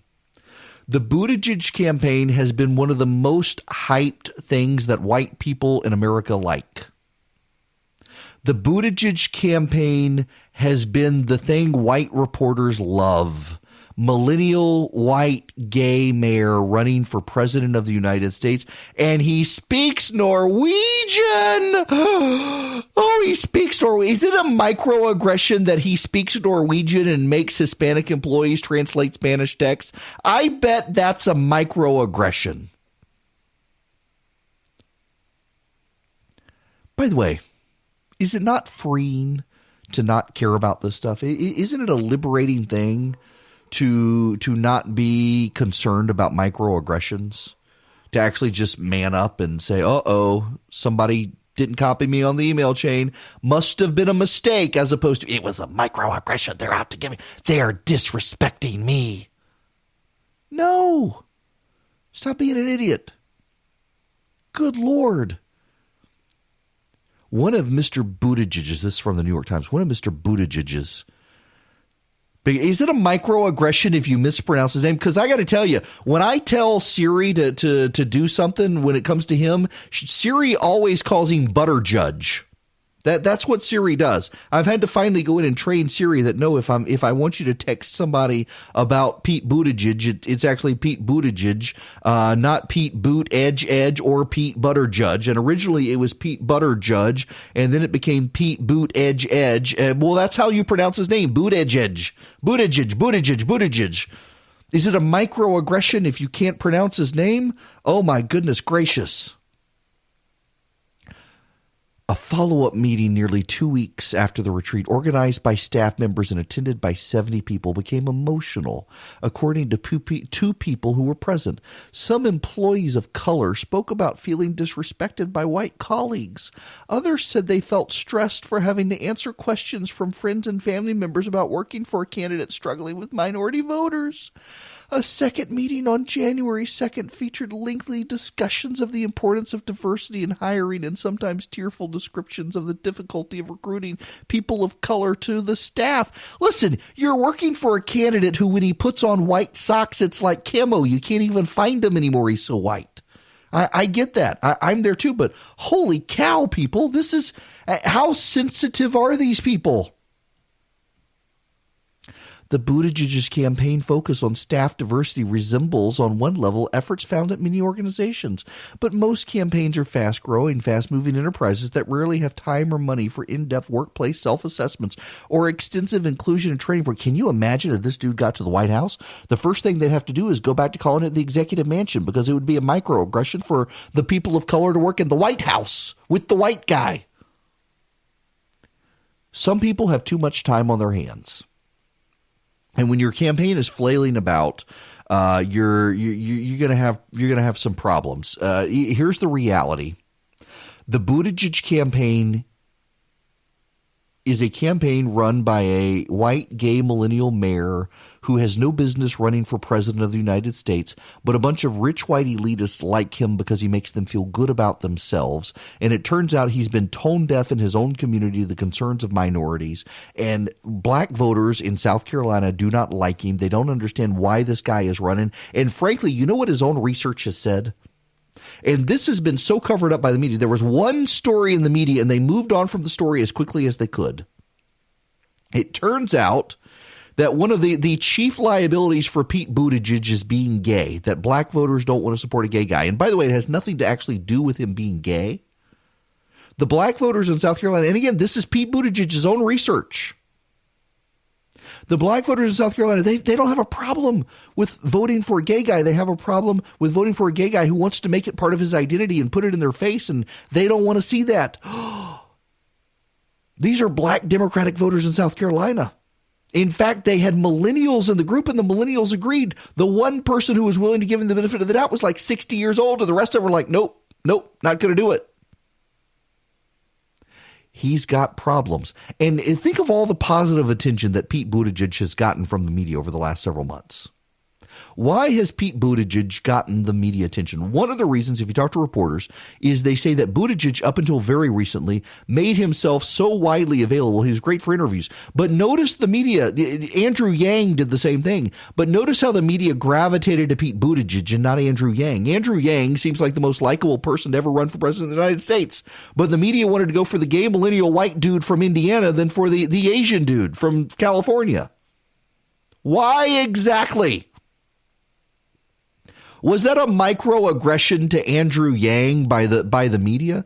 Because there's a bunch of hypocritical BS in the media these days when it comes to diversity and inclusion. They love to talk a good game about diversity and inclusion, but you got a bunch of rich white people who like other rich white people who placate to themselves, and they love that Pete Buttigieg can quote scripture and try to own the evangelicals. Never mind that he's getting it all wrong and is Episcopalian and clearly doesn't understand it. Oh, he can throw scripture in their face just like the devil did to Jesus in the wilderness. He's one of us. It is at 38 years old running for president of the United States. The dude has no business running for president of the United States. And by the way, you know who is least likely to vote for Pete Buttigieg? His fellow millennials. That's right. Millennials don't like Pete Buttigieg. And do you know why the surveys say millennials don't like Pete Buttigieg? Because he's a climber. Millennials don't like climbers. And the data overwhelmingly shows that Pete Buttigieg has essentially structured his life around the idea that he wanted to be president of the United States. You know, when I was a kid, I wanted to be president. I didn't want to be an astronaut, didn't want to be a firefighter, wanted to be president. And then one day it dawned on me that people who want to be president are sociopathic people who have no business being president, and I don't want to be one of those people, so I'm not going to strive my whole life to try to do something like that. Along comes Pete Buttigieg, and his career goal apparently is to be president of the United States, and you should never give the presidency to someone who from an early age has wanted to be president. Why? Because they're not real people. They have structured their entire life to be poll-tested, focus group approved. That's not a real person, and that's Pete Buttigieg's problem, is he doesn't really come across as an authentic, normal person on the campaign trail, and voters can smell the BS and the focus group preening from a mile away. And now at the end, his campaign is unraveling, and the people of color on his campaign feel like they're props to give his campaign legitimacy, and they don't want to be campaign props for Pete Buttigieg. And the story would not be coming out if the campaign were not falling apart. Remember a few months ago, the New York Times, not Reed Epstein, someone else from the New York Times, was running this lavish profile of Buttigieg, how he's raised all this money, and now he's going to prove that a data-driven, millennial-based campaign operation can beat the geriatrics in Iowa. He was going to turn out people like nobody's business because he was going to use data, and he had a millennial presence and a millennial perspective, and they were going to have this mass movement in Iowa, and he was going to win.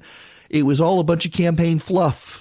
Pete Buttigieg has never been anything other than a candidate that rich white people like. If you go to the website, Things White People Like, I'm surprised Buttigieg isn't there because nobody else likes the guy except for rich 50 and 60-something people in the media who think he's something new and fresh when no, he's just another BS artist who focus grouped his way into power. You know, this just happened at the White House. Let me pull up this audio. This is Kellyanne Conway speaking in the White House. Well, let's see. For the first time in 4 years, life expectancy in the United States of America has increased. And for the first time in 29 years, the number of drug overdose deaths has decreased. This has not happened through coincidence. It's happened through causation. It's owing in large part to a whole-of-government approach to treat the whole person, led by President Trump, First Lady Melania Trump, and really the entire administration. You know, that's actually really good news. For the first time in 3 decades, the number of fatal drug overdoses has dropped and life expectancy is up. That actually is really good news. And they have really poured their heart and soul into dealing with the opioid epidemic in this country. And, you know, this administration, it's hard for the media to give credit to the Trump administration. I mean, for example, how many people said that there was going to be a mass outbreak of violence when we moved our embassy from Tel Aviv to Jerusalem? I mean, that was the conventional wisdom. There were people, take Jen Rubin, the idiot at the Washington Post. Jen Rubin has been a staunch supporter of the idea of moving the embassy from Tel Aviv to Jerusalem for over a decade. And when Donald Trump did it, she attacked him. Now, she's not an intellectually honest person. She still calls herself a conservative, and she's not. But it was very typical of some of these people who just passionately hate the president and will never give him credit for stuff. He moved the embassy to Jerusalem, and we did not have a mass outbreak of violence. He killed Qasem Soleimani, and all the conventional wisdom about mass outbreaks of violence did not pan out. Now, I still think Iran has taken its time to plot something, but the overwhelming mass outbreaks of violence and whatnot that people predicted did not happen. All of the bad things that were supposed to happen by pulling out of the Paris Climate Accord didn't happen. And the president can't get credit for any of this stuff because the media is so hostile to him. And along comes this president and first lady, and they care deeply about the opioid crisis. If there's one thing that everyone should be able to agree on with this president, because of what happened to his brother Fred, this president has long cared very, very deeply about the opioid crisis. And they came up with a new approach to tackling the opioid crisis. Kellyanne Conway came on my show and talked about it a couple of months ago. And getting people attention, raising awareness with doctors, curtailing the ability to doctor shop, finding alternative pain medicine so that people didn't develop opioid addiction, and it's been working. The other thing they've been doing is they've been boosting jobs in Appalachia where the opioid crisis has really gotten out of control. So for the first time in 30 years, life expectancy is up, opioid addiction is down. And it is a direct response to an aggressive action by the President of the United States, whether you want to give him credit for it or not. It's the truth. And he does deserve credit. Good for them. Good for them. Now, before I get out of here, I got to – do any of you people have sub sandwiches for the Super Bowl? Because we're a Georgia show right now. We intend to stretch beyond the state line here soon. But there's a map that's circulating on social media of the number one food for Super Bowl. And in Georgia, allegedly, it's a sub sandwich. I have been to plenty of Super Bowl parties in my life in Georgia, and I have never encountered a sub sandwich as the party favor at a Super Bowl party, which, again, I mean, I think this is just fake news. A buffalo dip reigns supreme in New England and sub sandwich in Georgia, and in Texas, it's chilly. I know I can believe Texas and the upper Midwest, it's all chilly, but what a bunch of garbage to suggest that the number one dish to serve at a Super Bowl party in Georgia is a submarine sandwich. I have never encountered that in my life. It is fake news garbage. Oh, and by the way, PETA wants to swap out the groundhog for a robot because it's animal cruelty.